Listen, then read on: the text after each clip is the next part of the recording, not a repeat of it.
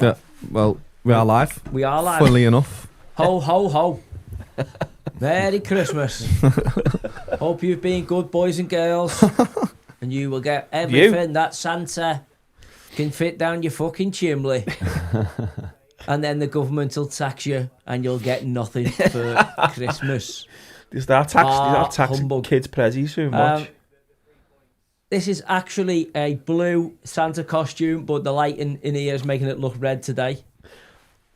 And we are covering for what we think will be goals, hopefully, in the game. Fulham against the mighty team who we're betting on tonight, not Forest. I fancy Forest heavy tonight. Dyche. I think Forest have got a better midfield. I know Sanderberg, Anderson, the lad who plays centre-back's a good footballer, and the other Scandi in there, Lukic. But I just think Gibbs White, Elliot Anderson, and it's Douglas Luiz tonight, who's a little bit more of a ball presser. I just look at the quality they've got in midfield, and I think with Murillo and Milinkovic being partnered back up, and Sells. No, it's not Sells tonight, is it? It's the other boy. Yeah, I've just seen his name then. What's his name? John Victor. Yeah. Yeah, it's the other fella. Did they get him from Botafogo? Was this the lad out of Botafogo? Is it? Yeah. Yeah, well, looks like, yeah. Sells have been a team of the year last year. It's interesting, Karen and the lads on M&F are talking about team of the year at this point in the season. Team of the half year. We would have to put, I know he's going to get the headlines because he scored 2 goals yesterday, but you'd have to say Morgan Rogers is a shoo-in. Yeah. You know, you're looking at him for the team of the year so far. He's only kicked on though, like the last. He had a 6 slow games. He had a slow start. Yeah, but he's coming Villa into did. form at the right time, isn't he? Christmas, New Year. And he's coming especially in a World Cup, yeah. I don't think it's a coincidence that he's in form and Villa are doing what they're doing. Because he's their key player. Well, you look around the team, like there's a lad I had, a young Lamar Bogard, a young Dutch lad who's got in the side now, comes on as a closer. It was interesting to say Unai used him late in the game yesterday, so he obviously trusts him. But again, good athlete, good ball presser. John McGinn, who I think is a solid campaigner in the Premier League. You know, they've got the basis of a really good squad. The problem for Villa is, keeping hold of the quality they've got. Obviously, Man United tested the metal for Emilio Martinez late in the window.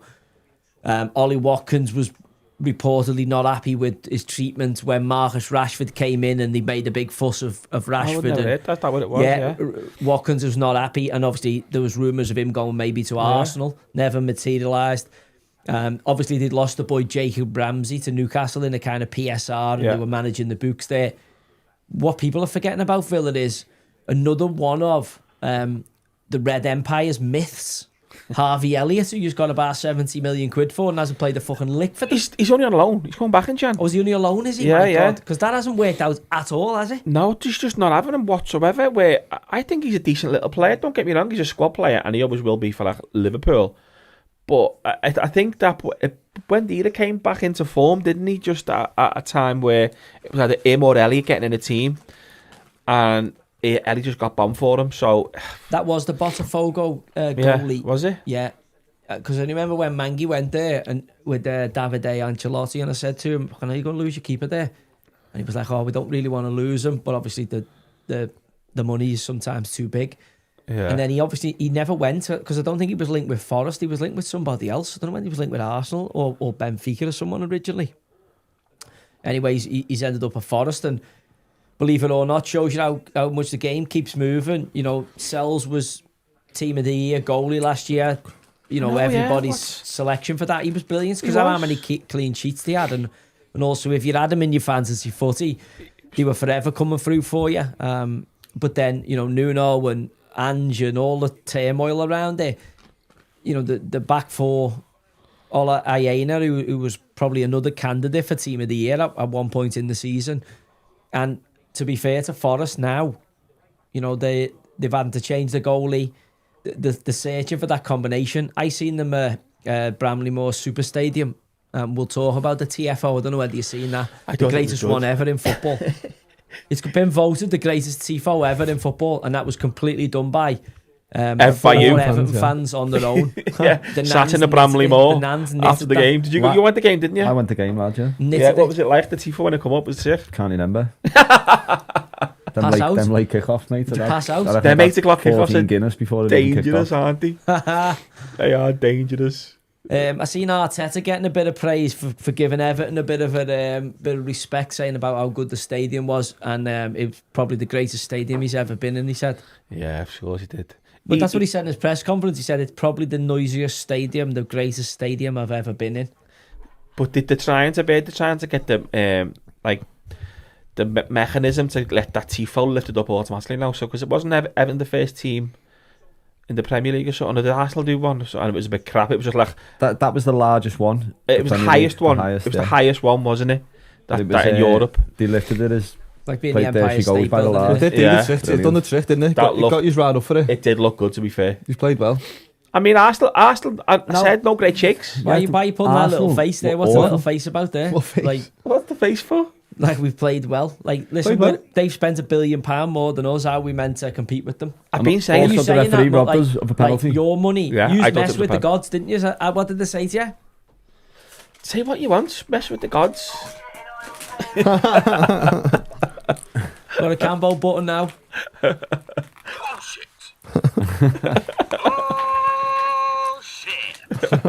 I'm going to use it on you a Isaac, few times. There's a big argument to say, yeah, you don't ever sign players with the legs he's got for 150 mil. Yeah, You can't buy a tarantula for 150, lad. You've got to buy a bull, like a shearer, like where you go, you look at the legs on, you go, fucking hell, they're like tree trunks. You I'm look not like spending 150 mil on an Italian greyhound. Like body as slender as that. That's why that leg's broke. He has got like toothpicks with like little bits of plasticine in his knees, hasn't he? That's not a bad tackle, like, you know. I Like think it's a bad tackle. No. It just goes at an awkward angle.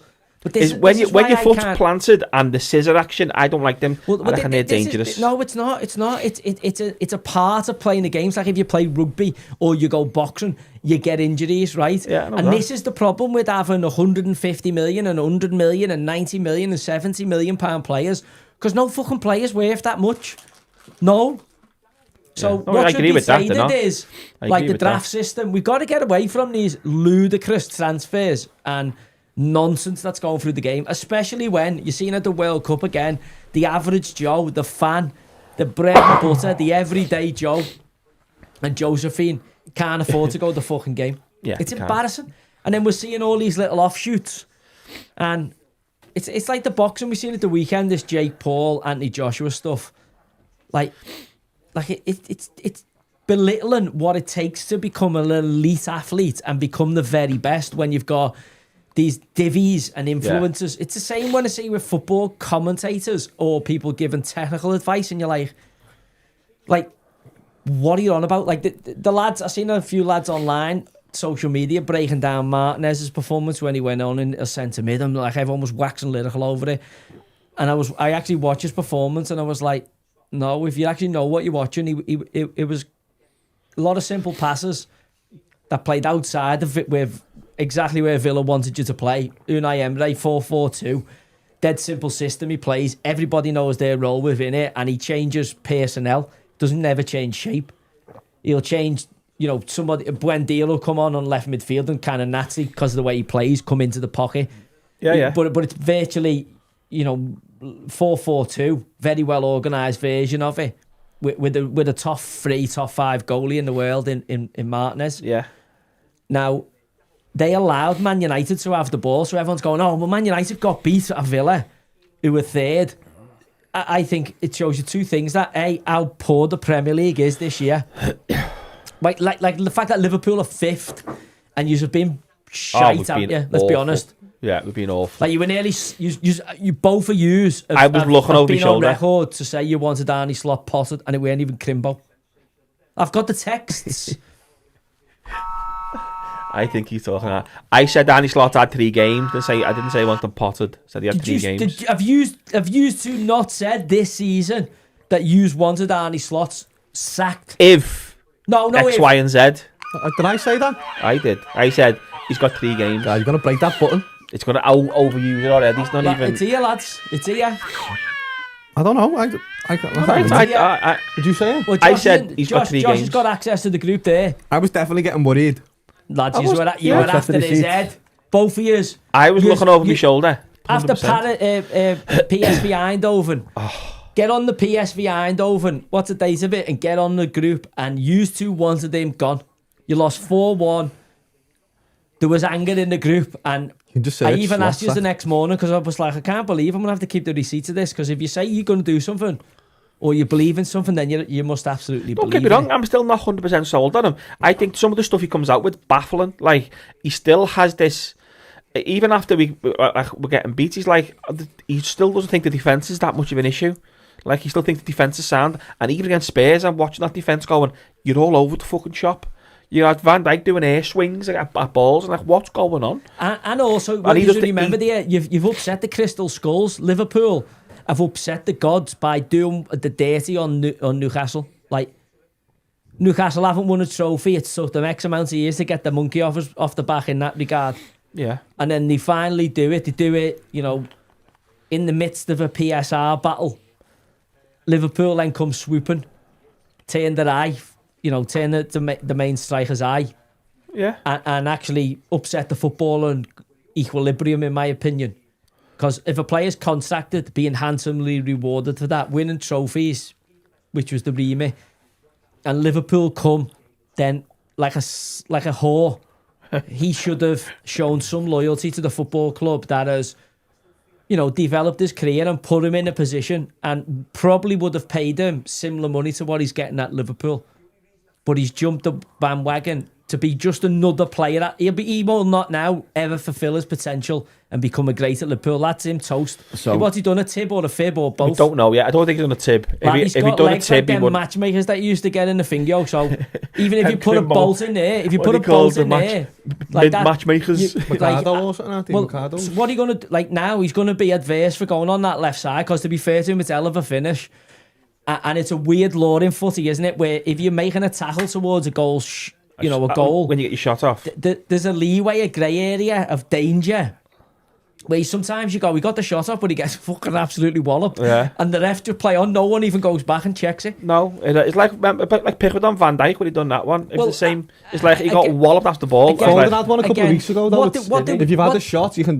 It Oh, doesn't remember matter. the Foden one? Yeah, it's weird because Yeah. I thought that Foden one was was definitely. Well, So- what did you think about the Van Dijk challenge, the Javi Simmons? on Well, on there Van now, Dijk? red cards all day long. That's Howard Webber said. Come out last season after Ndai. Was it Ndai done it? I think it might have been on a Spurs player. The chat might tell us now. So Ndai done on a Spurs player. Well, Howard Webb come out and said, "Listen, they're red cards, so it's got to be a red card." I thought it was. So the receipts have been dug up Go on. from Thursday, the 26th of November, What did I say? quarter to 10 in the evening. Well, like 4 Columbo. laughing emoji faces from Joe Barton, and then followed by crazy this from Noah. He's got to go. Gerrard to the end of the season. Oh, he's chatting shit. And then Noah's saying he has got to go, and then Cambo comes in, aka Skidmark. He's not a clue what to do, and even admitted it to TNT Sport. He thinks the defence isn't an issue. We've conceded the most goals across Europe, top 5 divisions. He has got to go now. I still agree with that statement. I don't think he's fully with it. No, sorry. Listen, mate, as I It say, sounded like that. You said that was me saying Gerrard till the end of the season, but that was Joe. Just making sure everyone knows that I did not say that. Even though Listen. Gerrard's basically come out and said I want the job. Yeah, Zanny. Yeah. listen, Santa always keeps the receipts. He's been a good boy and he's been a naughty boy. Hello enough. So Yeah. you'll be getting a few less presents. This Liverpool pencil case that you asked for, Mark, unfortunately, will not be getting delivered. Well, lads, listen, we can all change our opinions. I tell you what, My we opinion's must not give a changed. little bit of a plug to, because I did give him a bit of stick last time. Plymouth manager Tom Cleverley. Yeah. Plymouth have turned a bit of a corner. Good win at Doncaster at the weekend. And credit to the Plymouth board for sticking with him, because I was thinking he hasn't got a Scooby and obviously the Watford stuff. But, we stuck at it. I've seen a few interviews where I thought, he's in Trichalia. He's saying mad stuff. And to be fair to him, he looks like he's made it out of the hurricane. Like, I like to see young managers make it out, so fair play to him. And if I do see it, I will give the praise. Also, a nonsense Potter, the Wolves guy. Yeah. Why didn't he just stay at Middlesbrough? Why do people want to cut corners? Why don't people want to do it properly? Is this the Jake Paul era of nonsense pottery? And a Celtic gaffer. Oh yeah. Wilfred Nancy. Wilfred Nancy. Nancy has had an absolute stinker. He won the other day. They beat come on. They won 3-1 against Aberdeen. The Dons. He's just... I think if they could get him out now, they would, Celtic fans. Really? Lad, but again, this is this thing of, if you've appointed the fella, right, they must have done the due diligence on him. And you've got to give people an opportunity to fucking do the job. Turning around clubs is hard. Especially if, you know, you've had Sean Maloney in there and Martin O'Neill, who people will like. I have to keep moving. He's fucking itching me. I've got a muzzy on a muzzy. You can take it off if you want. Take your beard off if you want. For the first pick, so I want to drink my cup of tea. So Martin O'Neill is well liked, isn't he? He's old school. He won't have been doing much and bombarding the players. Next minute, this Wilfred Nancy's coming from Nonsense Potter League somewhere in fucking North America. And then what's gone on is he starts giving it the old ooh-la-la, va-va-voom and all that. And the Iron Brew drinkers are like, get the fuck you, fucking conker bollocks. Fucking getting beat by fucking Motherwell. Fucking hell, St Mirren fucking League Cup final, you fucking crack cunt. And they won out, lad. And then next minute, you know, the noise in Rangers, because Rangers is quite settled with Danny Rowell at the minute. Yeah. Hearts are fucking having a little spell, but got back on the rails against Rangers at Tynecastle.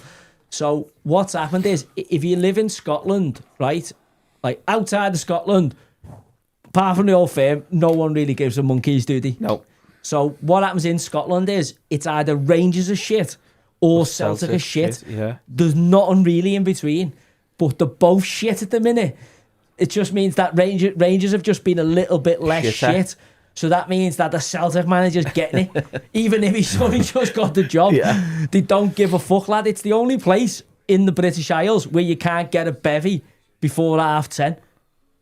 Is it? Yeah, because they just fucking ride on the fucking 10 and super, aren't they? Lad, yeah, they are not. They're a different breed. Yeah, even the Romans, don't forget, know, lad, Hadrian built a fucking ginormous wall and went, they're fucking round the bend now. Like, think how mad, like they conquered everywhere, like all the Mediterranean, North Africa and all that. Like, think of, like, it was only Hannibal and Hadrian's Wall where they went, let's just give them leave a wide them alone, berth. yeah. Give them a wide berth. And then they've obviously started playing footy, being really good at it, brought it down here with obviously Shankly and all that, Matt Busby, all them lads coming down from Scotland, Fergie. Yeah. And then obviously we've transported it back up. Now the only issue is, theirs is religious based. Like ours is tribal, like to your heartlands, isn't it? To like where you're from. You know, theirs is a different kind of rivalry, and in that country, they both can't be doing well at the same time, and equally they both can't be doing shit. One's good and one's bad. It's like good cop, bad cop, and they just get the full gamut of the fucking abuse. Like the tractor beam just go on them, and if they haven't half felt that Nancy's gone in there, not got to win, it's like no Celtic manager ever, because you basically, he must have felt after like training was training about. Yeah, but he was trying to get them doing all mad stuff and playing out. And again, if you get a pre-season and you do that, like Martin O'Neill went in after Brendan. Weirdly, Brendan's back in the game and he's gone out to Saudi. He's gone to Saudi now, Gucci belts galore. He'll be getting a lot of Gucci belts there. Gucci belts everywhere. Gucci. He wasn't even bothered. Don't know. Lad, I seen him coming out the other day. Like, I just can't. I watch it, right? It's not real. No, it's like it reminds me of Jake Paul. Like where I went, I looked at Jake Paul and I was like, is he trying to be like Hulk Hogan? Or like what? Like it's like he's fought through every detail of how to be a fighter, except being a fucking fighter. No. Like, you know, seeing Froch talking about it, like, and Froch is saying, rightly so, like it's disrespectful to boxing. Like even like I lost a bit of respect for Andy Joshua just for fighting him. Just before we move on to the boxing. Just before we get into the boxing, we're getting asked about Steve Evans. Did you see Steve Evans has gone to Bristol Rovers? Yeah. Is I it hope he Steve does Evans, well, though? you know, lad. He's been on the Managerial, like double Is it jabbing. He said he hasn't, you know. He has. He can't do that. He's got Listen, that lad. gone neck. I thought He's it was got like a turkey neck. Have you seen him? Lad, he might have just started Biff doing Nah, the he's been fucking- double jabbing his neck and everything. Well, In. tell I you don't know what he though, looked like fucking- before, He and killed our he John looked- on the Friday night. He looked like the fucking controller. Oh, yeah, off he took Thomas us out, Frank. lad, didn't he? I mean, the sending off didn't help us. I mean, it's one of those where, you know what, I actually hope that he does well. Like, I'm not a massive... But of course you want to do well. It's your ex-club. It's one of them. Yeah, I'm not a massive one to carry grudges. I think my point's kind of been proven. Do you know what I mean? Like, in terms of the results profile, what's gone on. They've lost some good people at the club, players and staff. To be fair to Steve, I've had me joust with him in the past, and every time he's come in the office and obviously got stuck into the buffet and and obviously had a beer afterwards. He's always been sound. Like he's an Nail of absolute elements. nuisance. Like harasses him and that Paul Rayner, his assistant. It looks like if Steve's left the portions alone, I don't know whether you've He's seen the left them. picture of him and Rayner. Fucking Rayner's dusted the fucking double portion off. He's had his Because volume. he's looked twice the size of him. He's like the big honey monster. But when you see them on the sideline, I always remember people giving me the nudge saying, oh lad, there's no one as hard work as this Steve Evans. He's going to fucking keel over. He's going to give himself an heart attack. Because from minute one of the game kicking off, him or Rayner, his assistant, are on the fourth official or on the linesman if he's your side or on the referee. And they just take it in turns to just harass the ref to the point where the ref just gives them decisions because he's just fucking had enough of I it. think that could go the opposite Well, way. it can do on the odd occasion, done and he it- they did goes with nuts Klopp. at them like he does all mad stuff. But anyway, I got my card marked early saying, listen, he's a fucking nuisance, but he's actually, away from the sideline, he's actually all right, but he's a fucking nuisance on the sideline. There was a few Isle managers who said to me, so before we played them and a few lads who'd coached played against his teams, we had the card marked. Anyway, game kicks off. I think he was Peterborough manager at the time. And he fucking... It was like watching a comedy sketch of like... Have you seen Mike Bassett of fucking... Yes, boss, with... what's his name? Bradley Walsh plays. Yeah. What's his name? His assistant, lad. Oh, lad, I'll have to get it up. What's it? Anyway, Mike Bassett is assistant. Dodsey. Oh yeah. Dodsey's his assistant. But it was like watching that. So anyway, Evans... And... I always remember we were playing them. I think he was at Gillingham a bit later on, and I'm pretty sure we were at Fleetwood, and it was like a COVID game, you know, with no fans in it. It was like directors, a small group of people, maybe 40 people in the stadium, and we were playing them down at Gillingham, and he's fucking going on, and he cries like it's a foul. He try and get your lad sent off every time, like they're just fucking relentless, must piss you off. shouting mad stuff, hey, and all like. You just in the end, you just get bite, to where you're you like, just bite, yeah. hey, fucking shut up. Or whatever it is, do you know what I mean? So anyway, with Steve, we end up having a bit of a back and forth. One of these games, I've coached against him a load of times, but this game it goes off. End up calling him What? slightly, someone who's maybe hasn't got control of his diet. Was it Called him something a womble, with a a swear weeble? word, and then someone who wouldn't be able to control the diet. And he's gone, hey, because it was like COVID, it just reverberated around the stand. He's gone, hey, you can't say that to me. I said, why? I'm not fucking lying, am I? I said, well, you are, Dad, aren't you? And he goes, oh. And I went, and you are, I'll see you next Tuesday. I said, so, he was like, what are you going to do me for? Defamation. Anyway, You might now. You can't. He He's not lying. he didn't have a pint after the game, like, because he felt it crossed the line. Which obviously, you know, from time to time, you know, you when you're having it on the sideline, you can be giving it to a fourth official or a ref or something, or an opponent, and it can just slightly cross over. So Steve didn't have a drink that time, but usually he's all right for the bevy. And then he's one of them where he will get a tune out of teams, but he needs his type of players. Do you know what I mean? So, like any manager, you need time to be able to get your own players in, recruit who you recruit for. And obviously Bristol Rovers' problem looks like the recruitment's been a bit... It's fitting shit. Well, shite. You know, that's a technical term, isn't it? Yeah. And you live and die, unfortunately, in football on your recruitment. So I seen their numbers coming out the other day, and they were like 8 and 9 millions, weren't they, for the last couple of years? Really, yeah. Like we were only at 4, something like that, I think. Fucking hell. I'm pretty sure when we left, we was like 4, and by the time, I'm sure it was 8.9 million or 9.1 million. Kieran Maguire put some of the numbers out. How have that? Because that's not long. Well, That's when what? you're fucking the job up, You throw money at it. because you've got to pay people who who were to try and already fix it. yeah, you know, it's one of you've got those, to isn't it? double down, And doesn't actually, you know, it's sad to see because they're a boss club. And by the way, I think Steve Evans getting appointed there gives them the best chance of staying in the division. I don't think Darryl Clark's a bad manager. I just think your hands are tied if you've got people making decisions on players, and maybe we're going to go into it later on because Cambo's dug out my QPR contract or one of my contracts because we've seen Gary Neville and the lads buzzing off captain of Man United and getting massively underpaid, some of them. Just to show you how kissing ass doesn't always get you paid. Yeah. But then I suppose it does, because when you think he's had all the permissions to build skyscrapers and stuff. Yeah, or he hasn't because he's fell out with them. But do you think he's had to when he's gone to Davos and that, do you think they've got him in a compromat? Do you think he's been going in the Bragos, in the Bragos, or getting the... he's been compromised. And they've compromated. Well, I seen him at Manny's funeral, was it today? Was it? Yeah, but Bex, with Sir David. Yeah. I seen but that. It looked like he turned up on it. Like, I thought it was weird. Like, Manny from the Roses? No, that was a couple of weeks ago. That was today?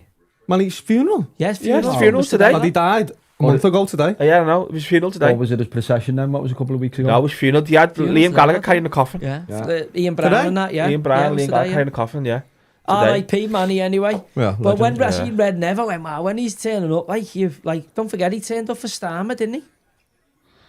Yeah, he turned up and done the party political broadcast, and then we haven't heard anything from him. Do you know what? Another bit of credit I'll have to give them though.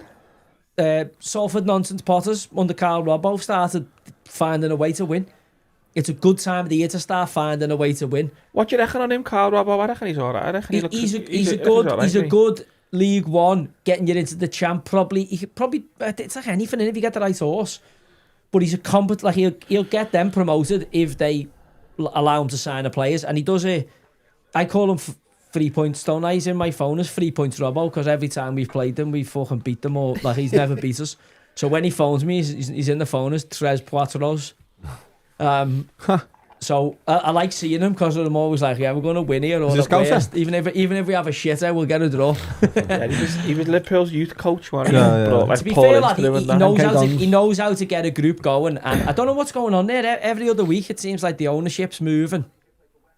It seems like someone said they've sold out now, but then I've heard that. You see them all over it. So I don't know what's going on. Beckham have sold out, have gone. But when you think he's had the Sky money, haven't he? The Sky and the Peter Lim money, like, you know, he's had a lot of money. But again, they've now got a good manager. And when you think of how much money they've thrown at it, and obviously they've now got a manager who I think can get them promoted and get them promoted again.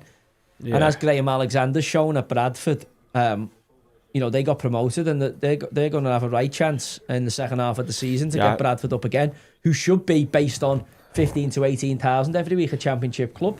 All the chat are asking here about the footy bets. What are we doing here? Yeah, go on, Joe. What you want on? Footy bets. I'm going to go Notts Forest to win over 2.5 goals. Any goal scorers or just...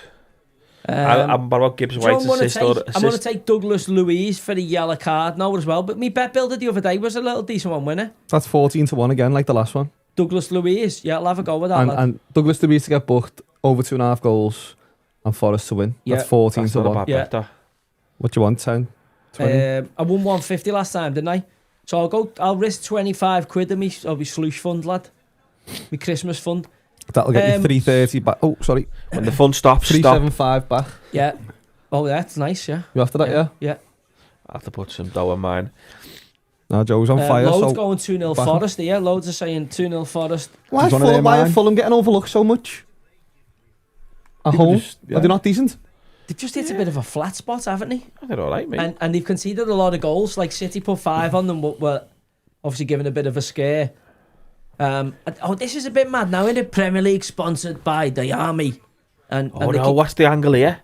Well, they were saying if you're showing that Union Jack, they've got here, I wonder what's going on. All right. I wonder. I'm not going to war. Fuck. I'd rather break my legs. Might not have a choice. No, I have. I'll just say no. I've got a disability. I've got tits. I've got a mental illness, haven't I? Clearly, I don't know where they're going to let me in there. You want to go? Been watching any darts? No.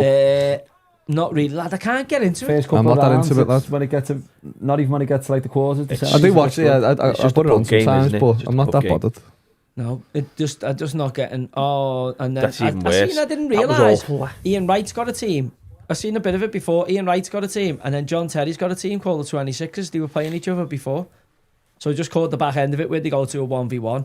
It's just nonsense, innit? Let's be honest. Yeah, it's just... like, it's nonsense. I don't think it's even what they thought it was going to be. No, they thought it was going to take off, and it's like... If you're going to play on an area that small, you need the walls. You can't have it a go outline. You need the wall for little 1-2 off the wall. That's how fucking thick you are. You haven't even worked out. All you have to do there is put walls up like paddle court and allow people to... Because in that short space, you're not going to get take-ons. Some of your take-ons there are little flicks off the walls. Yeah. Yeah. More entertaining. And also feeding people to the walls. Your school sports up when you was a kid. You got to murder ball them on the walls. Yeah. I'd have like spikes and barbs in the corners and some of them as Him well. and his game shows, man. Did anybody see the murder ball? Listen, no one had told you the idea. I should have patented it. Anyone seeing Netflix a premiere next? What the big premiere is? Big sporting event? It's not people jumping out of a plane, is it? Alex Yarnold climbing a skyscraper with no ropes. So he could fall off and die. I know the fellow who done free solo. Yeah. But he's going to climb one of the world's biggest skyscrapers live on Netflix. And if you know he falls, what? he dies. That's. I tell you what, that's TV and a half. If he slips, he's in a fucking... If he slips, Netflix going, Better no! hope he can fly. Have you seen that one where he climbs the face of The Shard. Seen the one who does the Shard? no. El what's it? Capitan El Capitan, yeah. Lad. Where's that? Literally, Capitan? it's Where Going is that way, aren't you? You're going like... Going upside down. I can't. almost. Sweating. My palms just get fully sweating. my palms just get sweaty. Imagine how good of a shoplifter he'd be. Everything he touches just sticks to his hands. Like that. Like a real life Spider-Man. And he like climbs back on himself. And to be fair, the only reason he's come out to do it is obviously the Spondoolies, but he'd be KO'd anyway off all the sponsors. Yeah. But Really, also, yeah. he said because he's got two kids now. When he used to free solo and do all them, he didn't have kids, and obviously Changes he finds it that he must find it that easy to climb a building because of the nooks and crannies, and it's like, you know, it's obviously you don't just start climbing it. He'll have fucking scoped it out and worked his route out up it. Yeah. And you know, Netflix are doing it live on the proviso that he makes a mistake or fucking an eagle attacks him or something, and next minute he falls off and he could die. My game show of you get an hour and 4 questions, possibly an hour and 20 minutes, to learn how to parachute, and then flew out of a parachute with £1 million worth of gold bullion in the back. Now I've added the next bit to it. And if you survive, you get to keep it. You win if the not, gold. Splatteroony, and it goes on to the next person. Well, that's the reason why we all watch F1, to be honest, isn't it? For the crashes. We all want to see a big naughty crash. I don't watch it. I've seen the new rules. Don't know if you've seen the new rules For F1. next year, 2026. What? The DRS has gone. They've well, it's not gone. They've changed it to It's something just called changed. overtake mode. Yeah, so it's good, but But it's in full time. they've made it like a proper video game where it's like you have to build up and charge your battery to do all this. It's a bit Well, made like, it a to bit get them gold video coins, gaming. like, Yeah, like Sonic. They have made it a bit like that. But I didn't know that to charge it. I'm up, not like. too sure exactly what they are. I've got me tickets for Silverstone next I year. couldn't think of decent, anything worse. It's bosh, you know. I'm not a big fan. I'm not a big fan of it. Hardy and Lewis love it. No. I'm not a big fan. Literally But just go, meow, meow. it's like it's a full weekend, like a full festival though. Of what though? Looking at cars, watching cars go round. What No, are you there's watching? There's Tunes food, on there's and all that, music, yeah. there's all sorts going on. It's bosh. It's a bosh little festival. So it's like and there's just stuff for the racing. And Yeah, you watch the race, you watch the I qualifying on suppose you one can't day. knock it till you've tried it.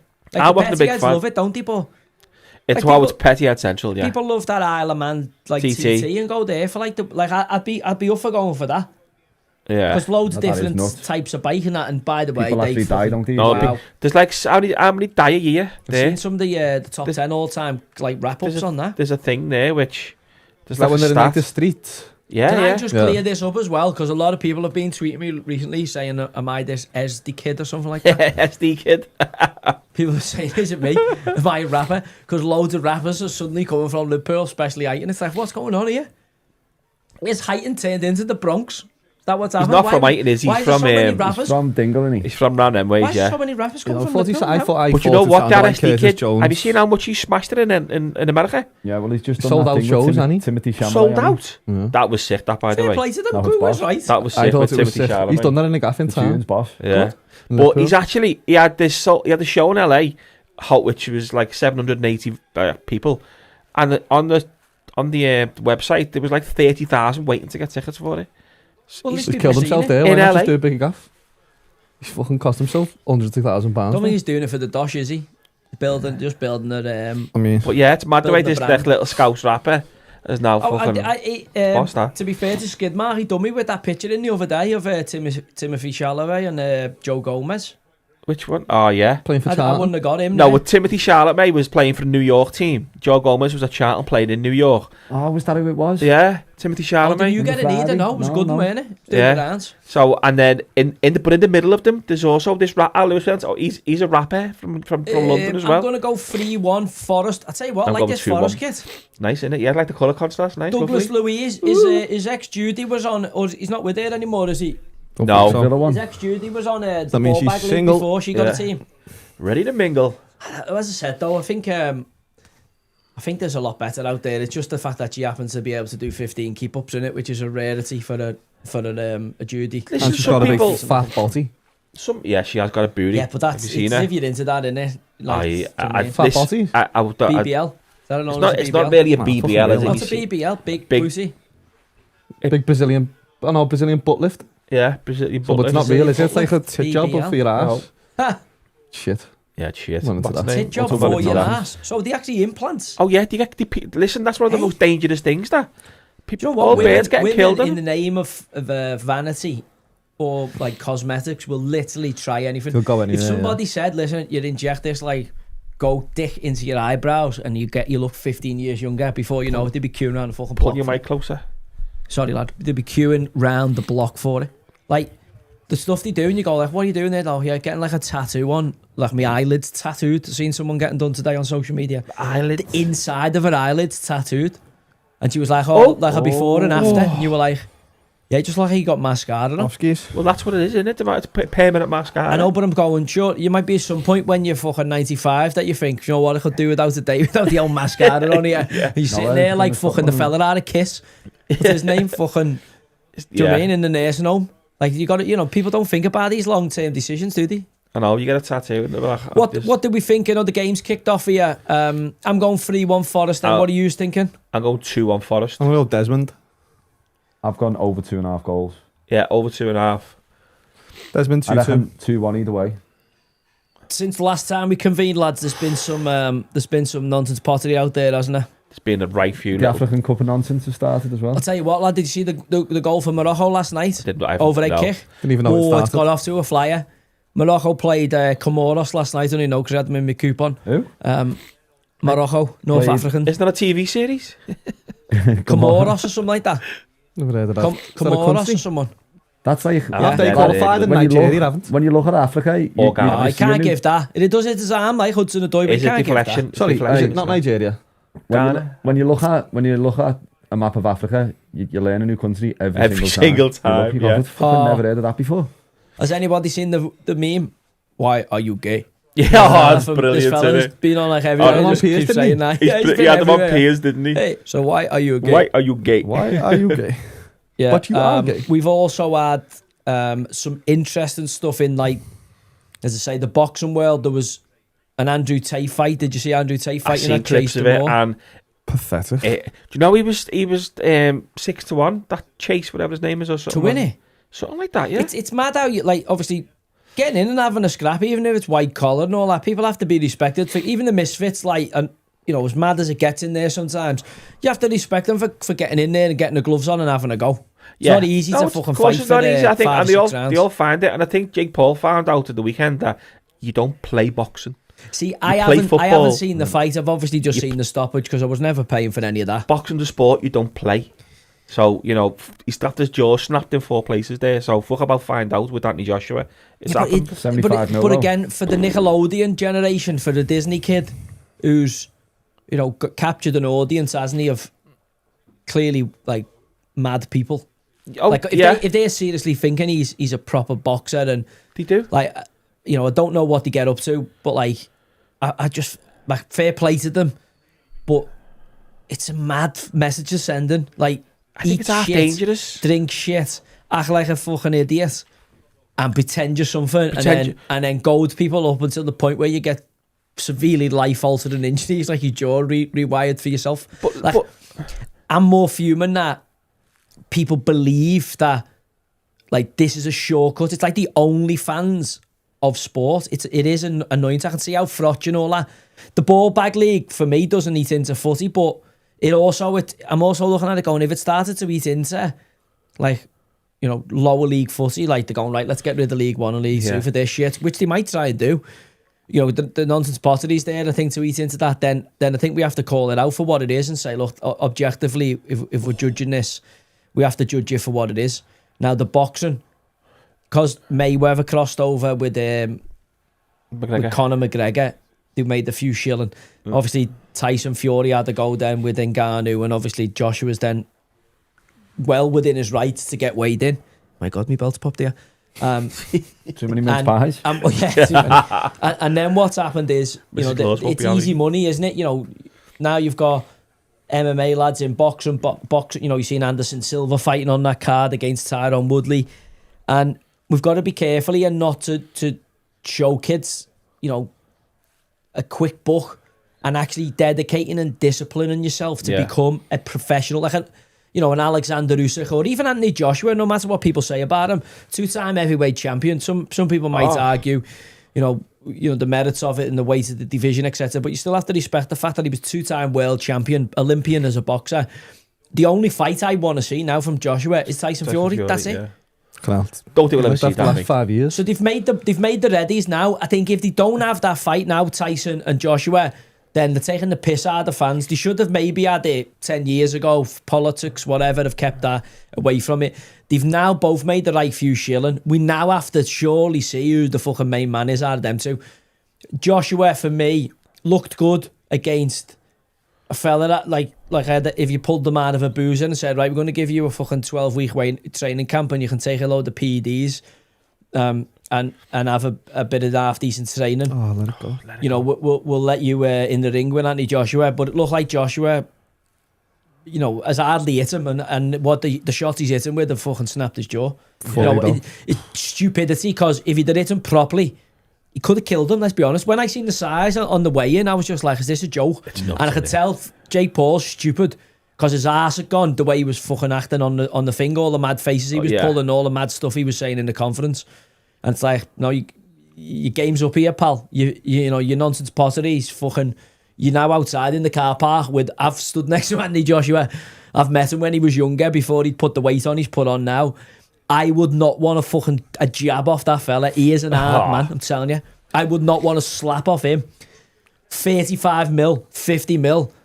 If he hit you properly, lad, you could be in a wheelchair like Stephen Organ before you know it. So what's 50 mil going to do for you? People forget that Gerald McClellan and... Yeah, no, but they're proper... What was his name? Michael... What was his name? The young... Robinson, was it? No, it was an English boxer. Michael, maybe the chat will let us know. He was a great... Michael Watson. What, do you have in a wheelchair? But again, lads, listen, how many boxers... if Anthony Joshua... Let's be honest, Anthony Joshua was probably in second gear tops in that fight. Probably throwing... If he could throw a 10 out of 10 punch at like one of those punch balls that, you know, he read his score, he's probably thrown punches at 3 and 4. He wasn't...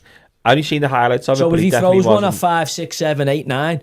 Jake Paul could well have a swelling on the brain, but if it broke his jaw that easy, right? Imagine he got fucking stuck into, because most of the time I seen Jake Paul was trying to fucking bear hug him on the floor. Leg, but again, it's an embarrassment. So it's like, right, yeah, you want your money, but what happens if Anthony Joshua there puts him in a wheelchair, and next minute he's, you know, done, altered for life, done, and you go, yeah, well, listen, we've made 150 mil. It's like, who cares, mate? You're fucking drinking out of a straw. What are you going to do? Buy gold straws with it? It's like the wrestling, isn't it? That was the thing with the wrestling. But the wrestling, people breaking necks and all that. Yeah, but I'm saying, because you know it's cosplay, the problem with boxing is you can't cosplay boxing. You can maybe say to Mike Tyson, listen, Mike, don't let any fucking big overhands go. I'm trying to build this. I'll get you a few shilling. But all of a sudden, the Gervonta Davis fight was meant to be there for him. Yeah. And Gervonta Davis is what, 5'5"? Yeah. You know, probably a massive weight bully would be Jake Paul in that fight. And then next minute you're fighting Anthony Joshua. I'm like, who's green lit that? Who's gone? Yeah, you know what? Not much in that. You're going, no, you're going from fighting Gervonta Davis, who's a fucking dangerous little fella who'll probably smash your head in, to now fighting someone who's fucking 2-time world heavyweight champion, regardless of what you think of his quality. Yeah. Even if he hits you, you fucking stay in it.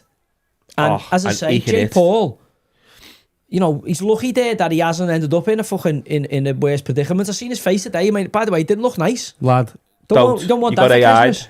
was it AI? Yeah, you could be an AI. Lad, if he's broke his jaw in a couple of places. No, but it's he's lying there with You all can't have get well one that suit big. cards It's in the looking like background. two And heads. all that.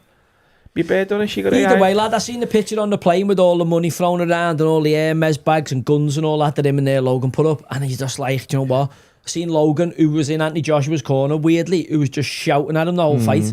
So it was like the wrestling. WWE. No, with the It he is. went in, the Undertaker It with is. Paul Bearer, or someone went in with a fucking stooge. And it's like, are these people for real? Like, are these genuinely thinking that people consider them sportsmen?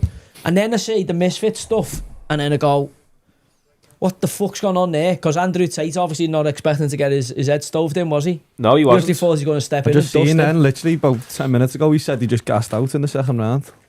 But he's again, about- if he's 40 odd, if isn't you're he? smoking Cubans every day, lad, and you're drinking I don't pure reckon caffeine, he would have trained. I could have said he would have trained what he does normally. do you reckon they're Just on his normal training. the go faster juice then, boys? But he went on the go slower juice in that second round, wasn't he? To be fair to him, though, he's a big lump, isn't he? That Chase fella, like, he's Lad, a he big lump. punches. He put, I reckon I beat him. Darren Till was at the fight. and he got off. I know he looked like he'd had a couple of sleeping tablets. I don't know whether that was the standard of boxing. Oh, that's what it is, yeah. Stoned. Darren But Till again, just but said, where were they I'm in off. Dubai? was it Dubai, was it? Yeah. Must have been Dubai. Must So have been Adi, Dubai, he yeah. must have been on the edibles or something then. I think he won't get You it in can't get on Dubai. Dubai. He's just got bored shitless of it. And fell asleep during Yeah. the fight. Just set him off. But again, could Unless he we just see bevied. Darren Till fighting one of them next? Oh no, he's not One of even. the Pauls? I think it'd be Oh, embarrassing Jake. though, because he's well Like better. Logan Paul fought Mayweather, didn't he? Oh, Darren's- sorry, I thought you meant that chased them all. No, that he's level above them, Darren Till. Yeah, I could mean, you Darren. see him fighting Andrew Tate or No. one of I them don't think lads? so. I think No. he's just well better. He wants a brew. I'll have a Columbus crew, lad. Is this our T-boy in here? T-boy? T-boy, the boy. Go on, pass. He's going to sugar yet, or are we still on honey? We don't have sugar. Yeah, lad. I'll have one, please, We don't Cass. have sugar. Right, I'm Sugarless going to have to take household? this off Yeah, I'll because take it's, that as well. Josh can have that one. it's getting too hot. Oh God! Look who it is. Thank God. It's getting too hot. I'm absolutely thermal Bad overheating Santa. in there. Bad Santa. Bad Santa for the thing. Yo, this game's been terrible so far. That's been alright. I've been a couple of decent chances. I need a goal, lad. We're only over It's 2 only 10 minutes. and a Only half. 10 minutes. You're spoilt after Yeah, after last after week. 4-4 last Yeah. week. What about Man U? Man U back to Man U. Yeah, I don't think they ever changed. Even when they win, I was saying that. I No, thought they're they were crap. shocking, mate. I'm not into them. But even Arsenal, I watched the extended highlights of your game, and they weren't great shakes to me. I just didn't. Arsenal, they're just efficient, aren't they? But I think they just overplay for me. They just boringly overplay football. They're just trying to complicate it now. I think Eze makes a difference. I do think Eze makes a difference for them. I think gives them a little bit more I think creativity. Arteta's going to kill Eze. I think he's going to kill Eze. Didn't play a minute, did he? He's only had a couple of a couple Is of he quiet injured? games though. Didn't No, play I a mean, minute, he's did he? just lot of going to games, try aren't and over football Eze instead of going, do this. Once you get in that last third, that's your free reign for me. If I'm Arteta, you've got to let Eze do what he wants to do in that last third. Yeah. But instead, he's still trying to Was it make sure he's in that position and do that and do that. Just Yeah. let them go. Was it? They absolutely just kill the game now. That's what they do. They just move collectively. It's like a game of chess to them. It is like a game of chess. Them. You're right. They do kill the game. Well, Zubimendi's that first receiver, isn't he? Do you mean that's what they've brought him for? Obviously, Declan Rice now's a little bit more licensing games to gamble and crash the box, Yeah. or be that defensive pillar if they need him to be. Box to box. I'm not necessarily sure Odegaard makes them play better. I think with Eze in the team, I think they look a bit of a better side. I also think Trossard gives them more of an end product than Martinelli. And obviously Saka for me is their best player. Saliba and Gabriel being out, don't forget how many goals, threats and obviously defensive headers that they put in both boxes when they're both fit. Yeah. So the fact that they've had Henkape blooded, the fact that they've had Moscareda blooded in the team, They have, yeah. I think, to be fair to them, Timber's going to be a mainstay. They've still got Miles Lewis-Skelly there. When you look through that Arsenal side, even if it's to the keeper, if the keeper doesn't play, you've got Kepa, who was obviously Chelsea experience and Bournemouth experience. And I think they've got, Havertz to come back, Gabriel Jesus, hopefully from their perspective, to stay fit. I don't think Gokeres is the answer, but also, he scored the winner.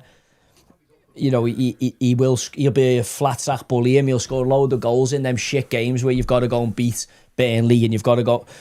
He'll be the flat sack bully, and then the Champions League game, the higher end games against your Liverpools or your Man Cities or your Champions League back end, they can use Havertz or Gabriel Jesus in a kind of different tactical way, or Moreno.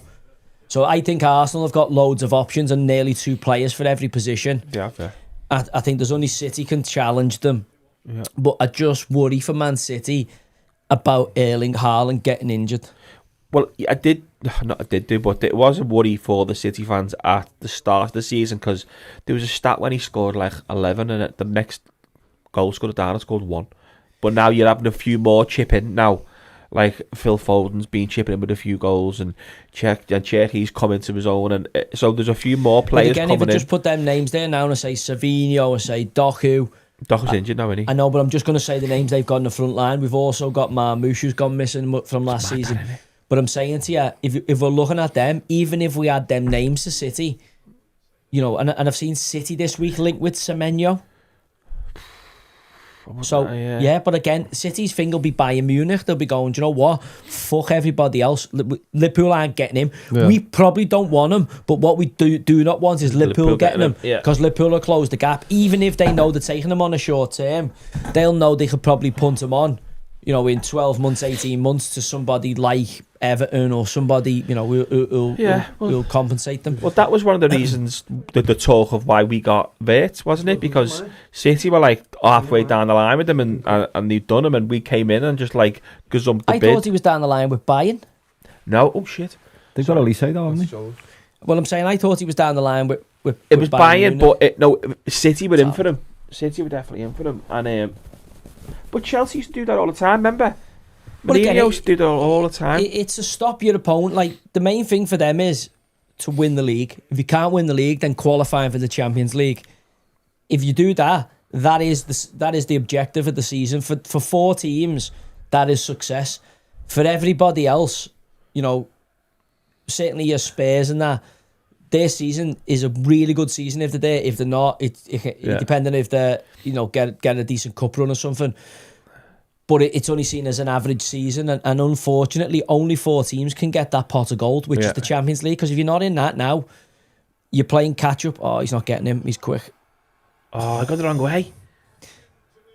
He went the wrong way. He left the ball. He was away there. Kevin, but he's just got no end product.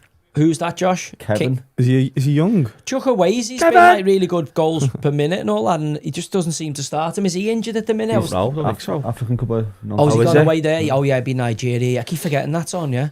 Yeah, everyone where is it? Ivory Coast, or where's it this year? Is it Morocco? Oh, was it in Morocco? Oh yeah, Morocco host nation last night. I'll tell you what, you'd be a brave man to bet against Morocco in Morocco. Egypt are playing right now. Anyone know Egypt score? Who are they playing, lad? Who would Egypt got? Not got a clue. Zimbabwe. All right, Brucey Grobler's team, yeah. Nice one, Cass. Cheers, lad. Yeah, Bruce Grobler's team. Oh, good knock. Yeah, Wilson, to be fair to him, lad, he's found a little slot here, playing every week. And I've always liked him. He's got great quality. I actually played against them. You did, for Tramia when I was 15. Good left back. He was unbelievable. Yeah, good left back, and I played left back, he played right wing. I marked him. Did you? Yeah. Unlucky. Did you finish first or second? Shea or Joe played. Could he have got nearer to the first team at Liverpool? Well, yeah, I think so. If we would have given him a bit of time, but I think it was his choice to get off because he knew he was down the pecking order, and he had to get off to do this. And he was right to leave. Was it? Yeah, you've got to play every week, like you've got to. Otherwise, especially if you've got ambition of getting to the international scene and playing week in week out for Wales. He had to go and play every week. I can see why Harvey Elliott's left because if he had the chance of a World Cup, he had to play every week. It obviously hasn't gone to plan. Would you expect him to come back and feature for Liverpool, or be part of the squad? Harvey Elliott, definitely part of the squad. If he was in the squad now, he'd be getting minutes, wouldn't he? Yeah, he would. Yeah. So it's worth it. Because Salah's out that position, so he used to come into us and had to play the right side midfield And near the end of the game, he'd go into that Sarah role, but Sarah surely hardly they've ever. terminated the loan then if he's gone there and he hasn't played any games. Yeah, it was part of the loan where he hasn't played enough minutes, and So they could bin it. So he's back at Liverpool then? That's what I call. That's according to Emery. Well, to be fair, lad, that's not like, I'm not saying it's like a signing, but Yeah, it is. someone You know what I coming mean? back in. It's It's a number. Definitely is like. somebody the lads know, somebody they've trained with, obviously well thought of in the group. He's been around the group for a while, so it will feel like a positive. You know what I mean? In terms it's of a number. Yeah, I mean, I don't know whether you've seen the Man United game. Killed him. Yeah, it's about past that. I don't know whether you've seen the Man United game yesterday. Thought it was a weird one. I've been watching Amarin because obviously, I think he's a nonsense potter, don't you? So I've been watching Amarin and his press and the way he spoke about the loans. We spoke about it last time out. But also I thought his introduction of players and then his comments after the game of, we were the better side. And I'm like, hang on a sec. No. Unai Emery's teams don't mind getting in a kind of mid to low block and trying to counter you, and they're happy not to have the ball, not to have possession, as long as they win. They're a very effective and efficient team. He's on course to do what I think he normally does, which is win a Europa League or a UEFA competition and qualify for the Champions League. That's what he do with Sevilla. That's what he's done everywhere he's been. And I don't think Villa are going to have the firepower, albeit we know how good Monchi and the lads have been, Emery's group have been in the Januaries in the past. But I don't think Villa are going to have the firepower. I know they're only 3 points off the top tonight. Oh, they're not getting the top. To go all the way. But by the way, could you rule them out based on... No.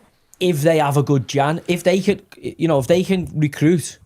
Egypt are getting beat 1-0. 2 or 3 good players in Jan, Villa, I think they then have got a little bit of depth in that squad. Where did he need to... What I'm saying... Up front. I don't think they've replaced that kind of Rashford player in the side. Do you know what I mean? So I'm looking at it. They lost Jacob Ramsey, who I know he's only a young kid, but again he was a goal scoring, ball carrying midfielder for them.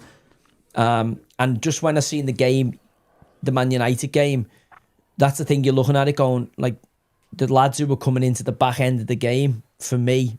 For both sides was telling about where their squads were at. Man United, great to see young Shea Lacey, who's a Scouser, Paddy's brother, getting a run out, and I thought he was unlucky with the shot. Looked like he belonged at the level. But then Darren Fletcher's son, and I didn't know whether that was a political ploy by Amarin, as if to say, look how well I'm doing, and I've only got all these kids. Heaven, I think, made a big mistake in the game against Bournemouth, not going and closing the ball down. Yeah, but he's a good size and got good scope. And then for me, Lenny Yoro just keeps making fucking loads of mistakes. Like there's loads to like about him, but he gives away big chances. Like I would go nuts at him letting Morgan Rogers inside twice there the way he does. He's got to work hard to keep him outside. But then the hell of a finishes there. But like I don't think he's got that defensive acumen. And then I listen to people talking, Martinez, and I'm just going, he's taking too many touches. He keeps passing outside the block. Like he hasn't penetrated or taken a risk with the ball over the top or got a forward runner in. Broke a couple of lines a couple of times, but was taking too many touches. You can see when someone doesn't know the position. Wrong ball. They'll take like a third touch or a fourth touch before they play the pass. I'm not seeing anything in Lenny Yoro to say I'm he's going, top what class. like Kobe Mina, what the fuck's happened there? Because we were getting caned. Don't forget, we lost the vote. There's only that one of the ninjas reminded me this week. We lost the vote, if you remember, saying who's the better player, Kobe Mina or Curtis Jones. Curtis Jones has gone into the first receiver position for Liverpool, and it's coincided with Liverpool fucking getting miles better. Curtis Jones is... I don't think he's that whole midfielder. I know he's not.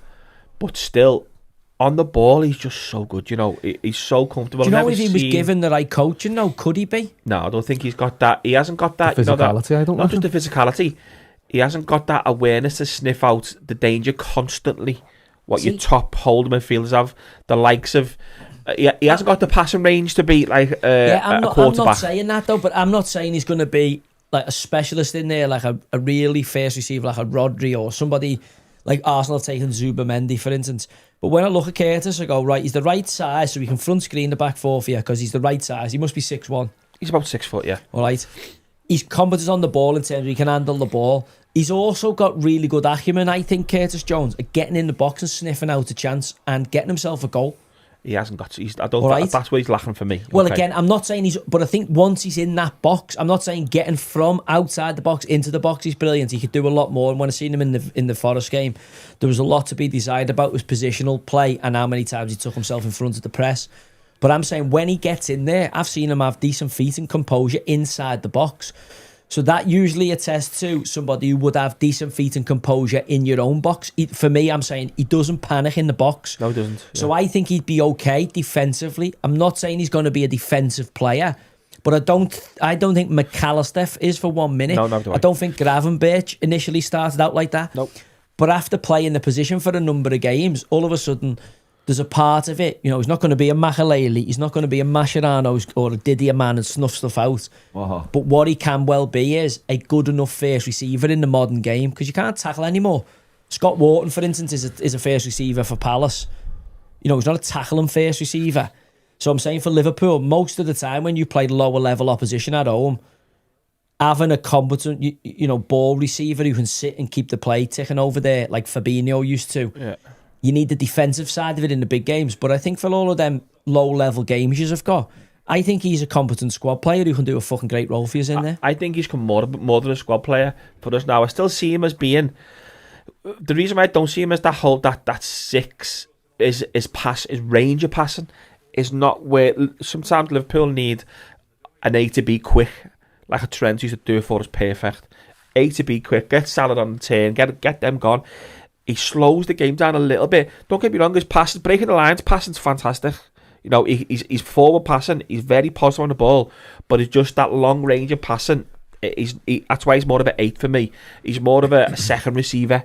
And he's not gonna be good enough to play that position for Liverpool, in my opinion. I don't think he's going to score enough goals or add enough to his game. I think he's always going to be a squad player in that regard. And by the way, fucking very good level squad player. But Liverpool then have to recruit specifically for that, because I don't think the longer you go on, I think he's got away with absolute murder getting Gravenberch and McAllister and winning the title as easy as you did. But I think that's been self-evident this year. The amount of times I've seen you get overrun, well, as a team, but also I don't think the Isaac signings worked. I still can't believe that you've done both of them. It still baffles me how they've done the both of them. Even more so now, it looks like, with a breaking a leg. I mean, a racehorse breaks its leg in its first year, and it's only just started, doing what it should do. He's, for me, he's pissed off the gods of football. I don't know where Liverpool go from here in terms of, because can they sign in January? Like, you spent $500 million. I'm sure we can you go again in Jan? Like, if Semenyo's on the board for what, 60 mil, would we say Semenyo? 65 mil. Before like the 10th. And then Gay must be, he's up in the summer, so Gay will only be at 10 mil or something. No, 15 mil. About 15 mil, Gay, 15 mil. I think Gay's what Liverpool need. And the other thing, Conor Bradley, he's injured again. He's made the fucking paper mache, isn't he? Bradley, again, this is this modern injury. Player, isn't it? You get an increase in athletic output, but it's like you don't get the robustness and the reliability of the old Diesel, the old Transit vans, lad. So they move quicker, but you're not getting the same mileage on the clock, and you're paying 150 mil for them. It's like Livramento, the kid at Newcastle. I think he's a brilliant player, but you just go, fucking hell, we're going to pay 80 mil for him. How many times are you going to break down if we're going to push him hard? Like, there's going to have to be a tipping point moment here where you have to, like John McGinn, for instance, you just look at him and go, we can't play all the time. Is he the most athletic? No. But he's got that big ass on and big thighs, and he's got a footballer's body, and yet he might not be able to cover the ground, and yet he might come off the pitch with fucking chap thighs every week, and you have to buy 8 ton of Vaseline. But also, he's going to play you 46 of the 46 fucking league games. Come hell and high water. Yeah, there's players like that you look at. Even Henderson, I think Jordan Henderson, I fucking feel like I'm getting after Henderson again, but the fact that he's still playing in the Prem and doing really, really well for me says where the Prems are at the minute. Like, I agree with think that. we have to accept that the age of, and I don't want to be a bitter ex-player saying this, but the age of the fat, talented, thinking man's player is gone. And we're now in the age of cutting holes in your socks because your little fucking knots in cotton get a bit tight. If your socks are a bit tight, you get cramp. Odd-coloured boots. Can't tackle anymore. Also, the VAR's there. The game's constantly slowed down, and I think the game's in regression. Like, it's not a better game. No, it's a more athletic game. I actually look forward to the FA Cup now. The FA Cup games where teams just go for it and you get a bit of mad refereeing and there's no VAR. And I actually prefer to watch those type of games than I do the sanitised decision. Like the Everton game the other day, like Barry is technically, it's a pen, isn't it? He kicks him. Liverpool have had pens against for far less this season. Oh yeah, but then the problem we've got is because Barry's brain and his feet aren't firing as quick as they possibly can with a bit more finger. Where you need to do there, as soon as you feel that kick, Mo Salah-esque, roll down, you've get got on the to floor. imagine you stepped on a fucking landmine like Lady Diana hasn't managed to clear. He was waving at the ref before he did the deck. He was going, ref. No, he plants his foot on the ground and then explodes. And it's like, nah, you've got to learn how to dive, especially in the age of VAR, because the VAR comes in there, and unless he's got a red shirt on and a liver bird on it, they're not going to see enough evidence there. VAR hate Liverpool more than any club and any team in the Prem. We are the least. No, I agree with you. Pre-Coot, I think Coot's changed the landscape. Though Coot's been got 18 months this season. But we have to look at Liverpool before Coot, where you. After Coot, it's been worse for us. No, I think it's been. They've won you a league. They've won you a league. Liverpool. That title will be known as the Liverpool. We had the same VAR calls as you last season, the exact same, and we were like mid-table. Newcastle had the most VAR calls. We've had like this season. This season we've had 10 VAR against us. That's the most by a mile. Any Premier League club. So it's no way. Liverpool's just not enough facts and he just can't handle it, so don't worry. I think the next one down was something with 5. Was it West Ham with 5 VAR against them? Liverpool had 10. Cambo, you've got to accept that some of the decisions Liverpool get against. When you see like the Tarkowski handball at Ellen Road this season that Everton get, not a pen. The Man City handball in the famous in the Gladys Street, like Rodri. Rodri, that was against Liverpool, because that goes in, we win the league. That was Everton that were playing in that game. I know, but if Everton get that pen, Liverpool win the league. Again, but if justice is saved there. So, come on, let's see a goal. If Liverpool win the league. Where's your overlap? If justice is saved there. Some bad quality in this game, you know. Like Everton win Liverpool the league is what you're saying, which is right. Yeah, but this is the thing with VAR. Why does it intervene and get it stick its beak in? And then why doesn't it stick its beak in? It could open up the interpretation of the game being slightly rigged, almost like if you go gambling in a casino in Vegas and you're playing blackjack, you know it's not maybe in your favour, or the dice, do you reckon it maybe not always in your favour. The point is, every league has had corruption, so why would the richest league in the world not have corruption? Why? Of course it has. Do we think that there's anything that is adverse from corruption? No. The Premier League referees are getting bought. Yeah, that I don't think people think that. Oh no, they're all squeaky clean. They're lying. They're getting bought, or they're getting. We've seen it with Coot and those texts. Did you do that? Yeah, yellow card. What I told you. You know, the Premier League referees. Human, aren't they? So in other leagues, if we look at leagues, obviously Mourinho's been on record this year about Turkey, and there's been a big scandal there. Italy's obviously had its turmoil in the past. France has had a big issue. So are we saying, oh yeah, well, obviously we're the league who hasn't had it. It's nuts. If you say that, it's nuts. We have to accept that. Certainly when I see some of the roles that these referees get on the major broadcasters, when I hear some of them talking at the level of talking on podcasts for major media sources, and you go, oh yeah, you've been impartial your whole career, but you've just decided to get active here in terms of feeding information. And also... Bollocks. Let's be honest, the gambling companies, I would imagine the gambling companies have got a big hemorrhage on a certain result coming in, that they might have one or two officials who they could come up and say, like, do you reckon that in the horse racing world, a couple of jockeys will stop, all of a sudden they fucking don't quite get it there, and there's a big 6-fold or a 7-fold waiting on it. Jockey gets a dropsy, but obviously the bookie doesn't lose the millions he stood to lose on a fucking trifecta coming in or whatever, but the jockey just cops a little... It's hard, isn't it? Because you've got a group of animals running across a field, you've got a group of players. Do we think that... Well, we've got loads of records. There's a lad who's been doing a podcast recently, been saying about he was trying to fix lower league games. Do you know what I mean? So, how many players do you reckon it takes? Or how many officials? Surely you need all the officials. You can't just have one ref. Because surely the Stockley Park and the line over there to go, hey, what are you on about there, lad? You can't give that as a pen. So... we accept it goes on in Italy. We accept it goes on. So we do have a rogue ref. Let's say David Coote to Liverpool decides he's going to give every decision against Liverpool. Let's toss of a coin. Yeah. But he can only go so far because the other officials who are doing the game and the referee's assessor or whatever who's at the game surely have got to hold them to account. So it's weighting the scales. You can't outright cheat. Turkey, there's been announced in Turkey, there's been loads going on, hasn't Yeah, there? but Loads of match again, fixing. I think there you can. I think you can get. I think you could buy the old. Well, then if you can buy it there, you'd have to argue you could buy it here. Of course, you? I'll buy it here. But this is the stat here. Since 2021, Michael Oliver's reffed the most Liverpool games. All right, Geordie, innit? Yeah, only just. It's like he's reffed. I think he reffed like eight more than City and like 6 more than Arsenal or something. Okay, his Man City win rate, Michael Oliver, since 2021 fucking week, this is kid, you know. 74%. Not booked them. Yeah, but Okay, wait, I've finished my stat. Yeah, go on. Okay, 74% for City. Yeah, They had a good side. Though, what's City's win rate anyway? It's up. It's about that. It's about Do you know 60. what I mean? Yeah, but listen, Arsenal's is for Arsenal win rate, which is about this win rate, is 65%. That's about Arsenal's. Liverpool's slightly higher than Arsenal's win rate, around about 70%. His win rate at Liverpool, 34%. It's just in black and white there in front of you. He's been bought by Man City, in my opinion, because we know he gets. What does he get? Allegedly.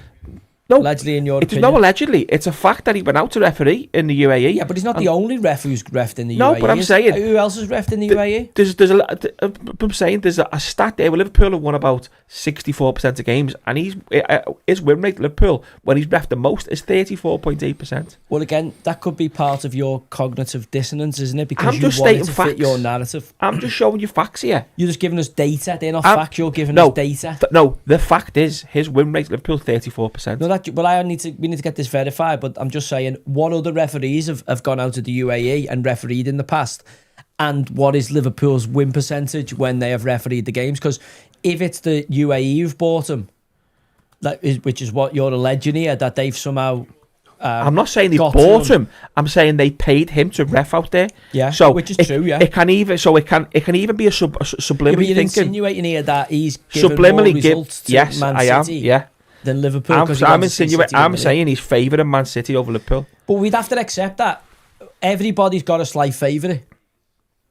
Yeah, Like, but that's ridiculous. If that you're a rate. referee, is that what you're signing up for, not having a favourite? You're just going to be fair? Or is it based on human interactions? If you were refereeing and one person was see you next Tuesday to you and someone else was sound, would you be more likely to give a decision? Yeah, You're more like, Well, but it's human that's what I nature, said to you before about. He's obviously it can go against you when you're talking about. So it's like the boxing. You'd have 3 judges of the fight, so like 3 people watch it, and you know what I mean. If you need the scorecards, they objectively judge you. So refereeing, are we saying we want more referees to give us more fairness, which points towards VAR and Stockley Park, or we want it going back and stripping it back, which points more towards the corruption that we've seen affect all the major leagues as of yet?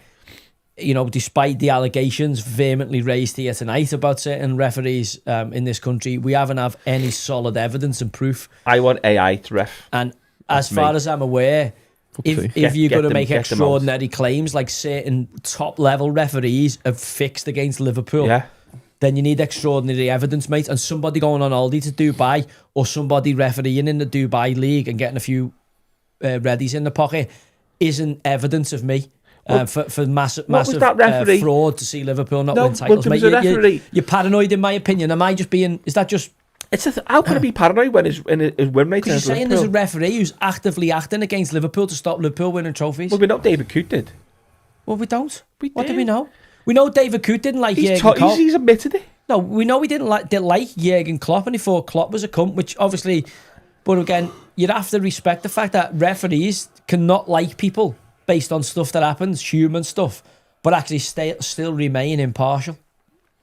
David Coote wasn't impartial, and he was bang at it, and he got caught. Well, look, in the end, he wasn't, but we have to say that there must have been. What's happening with this case, by the way? Well, again, we don't know who's involved in it. I don't know what's going on with it. I reckon that could open a can of worms, you know. Well, it depends. Like, I'm still asking. It's a great clear. Where's his gambling account? What was he betting on? That's what I want to know. Betting on Liverpool to get beat. Obviously, other people will be wanting to know what apps he was using, what toilets he was using, all that kind of thing, because they're right nosy parkers. All I'm bothered about is what games was he betting on, and who was in his phone, and what info was he giving to them? Was he saying, you know, could be over the goals in this one, or get on the corners, or get on the fouls in this, or get on the yellow cards. Because there's times I see refs give fucking yellow cards early in games and I go, he's definitely told his mate to be on the cards this weekend. I think that as well. When you see like an early one of the first tackle, or they go, I think they check the weather. I think they go, it's going to be raining. It's fucking Christmas. Fucking need a few shilling in my skyrockets. I'm going heavy on the cards today. I'm going to be a right traffic ward today. I'm going to get me parking tickets out every opportunity. Like an Arsenal-Chelsea game. You just say to your mate, don't you? Listen, lads, like that kid in that festival off his face this weekend. Parking tickets are going to be out. I'm giving no one any leeway, any joggy. I'm not saying you go out, but you just go, right, I'm going to be that's going to be Wilson there. Do you know what? That's a good chance, lad. He's just spatting himself as well. Unlucky. Yeah, that's a good chance, that. Could he have took a touch? No, I think he done right thing in the first time. This Anthony Robinson, linked with Liverpool for a while. Ex-Everton. Fucking linked with Everton. Yeah. That's how bad he's been. He's an athlete. When we talked before about athletes in football, he is a prime example of it, isn't he? I used to train with him and his dad when we were kids. Yeah. His dad's Tony Robinson. Don't know if you would knew who he was. No. Or you, Josh, no? Yeah, I know he is, yeah. Who's Tony Robinson? It's his dad, it's Jedi's dad. No, but who is it? He's just a trainer around Liverpool. He used to do like camps and that, but I remember playing with Jedi and I always used to think like, because he was at Everton at the time, and I was like, how the fuck is he at Everton? Like, technically he weren't the greatest, like, at all, but like, as Joe said, I don't think there's much more athletic than you can get than he's him. Grease Lightning. Stats wise, he was the only one competing with Andy Robbo in Andy Robbo's prime years, fucking getting up and down the pitch as a fullback. City were interested in him at one point. Yeah, they were, yeah. He was going to go to AC Milan, weren't he? And ended up getting legged on the medical because of his heart condition or something. What about America? He's playing for the USA, isn't he? Gotta be better there, Gibbs White. That's playing that. Could he get in England squad if he was English? Who? Andy Robinson? With the lack of left backs? Well, to be fair to that O'Reilly kid. He's not better than O'Reilly. I do like O'Reilly. I like him, you know. Over the last few years. He was good at Bramley Moore Super Stadium, Hutchinson. There wasn't many. That's a foul, isn't it? Gotta be foul. Oh, the Lino just stood there, just two hands in the back. It's a boss pitch here, Craven Cottage. Any of you played there? No. Played there? On FIFA. I've been there. Good pitch. I actually watched that. Quite tight in, like a bit of an old-fashioned pitch. You've got that listed building, haven't you, on the far side? Yeah, it's good. I used to always score there, that's why I like it as well. When the first game, you come out of jail, he scored there, didn't he? He took a pen off. What'd you say? James Milner for Newcastle. I used to always score there. At Craven Scored Cottage? a few there, yeah. Have you, yeah? Yeah. Got a few goals? Yeah. Got a few there. Remember I any? seen that HMRC, your podcast was trying to get me again, the little fucker, weren't he? I think he's got to be after you again, lad. Is he after me, is he? Well, after what you just said now. After what you just said now. You scored a few at Craven Cottage. HMRC would be all over him. Lad, you can keep the receipts, don't worry. Have you played with Granit Xhaka? No, it was very technical. I played against him for Marseille, against Mönchengladbach. He came on for a small period. But so you technically have. I remember watching him I was doing the Brazil World Cup for Eurosport, and I remember watching the Swiss, and he come through, and you could see he was going to be half decent when he was at Mönchengladbach. So I wasn't surprised to see him come to Europe. But he never quite, he was good at Arsenal, but it never quite. I don't know what Arsenal. I think it didn't help the fact that it was like Wenger was stuck in his ways. Great effort. Fucking hell. Great ball. That's what he needs, innit? That's what he feeds off. Raul. Great ball. 3 eyes. I tell you what, there was one time where he was as good a striker in it as anyone in the Prem. Before he got injured, wasn't he, remember? Like Peter Cech, weren't he? Before he got the crack to the dome. Oh. Just don't think you're ever the same, are you? After you've got your dome cracked. Yeah, here's a great one, yeah. That's a great ball, by the way, Jedi. Yeah, good clip, that. David Walsh has done a super chat here. Can we get your top 3 Christmas movies? Top 3 Christmas movies? Go. The one with Will Ferrell in when he jumps on the Christmas tree. Elf. Best film of all time. Best Christmas film of all time. Easily the best one. Home Alone, obviously. Home Alone 2. Home Alone, yeah, when he cops with him in the house. No, in the house. No, New York, come on for me. Nah, when he gets him with the iron and all that. Elf, Home Sticky Alone, Bandit. Home Alone Sticky 2, Bandits. Sticky Bandits.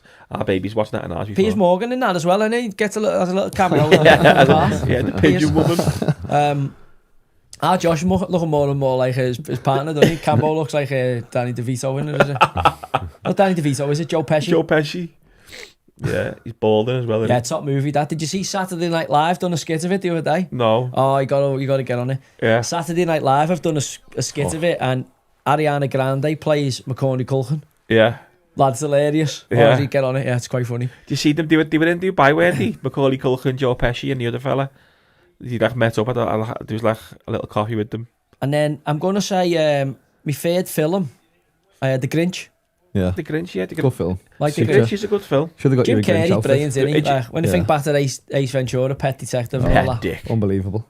We'll Not get away with not that. Die now. Hard, You though. won't be able to make that now, would you? Ace Ventura? Not Yeah. Die Hard as your No. third Christmas film. Finkel does Einhorn. Einhorn does Finkel. You wouldn't get away with that. Einhorn Finkel. The Yeah. laces were out. LGBT community couldn't do, and the yeah. dolphin. They were Yeah. going, what? That's a snowflake. Can't have that. Going to have AI dolphins now. See, In case snowflake. At the end where No where animals he were spun him, harmed in she the does- making of this movie. There's a little meat and two veg out of his ass at the bottom, remember? Laces out. And they were all throwing up. The laces are out, Marino. Laces are out. The busies were all But the throwing up. busy is it's Ranny in it, isn't she? Yeah, what's at the end of it? And he necks it, doesn't he? And fuse it. He's got all the chewy and he's like, that's cool.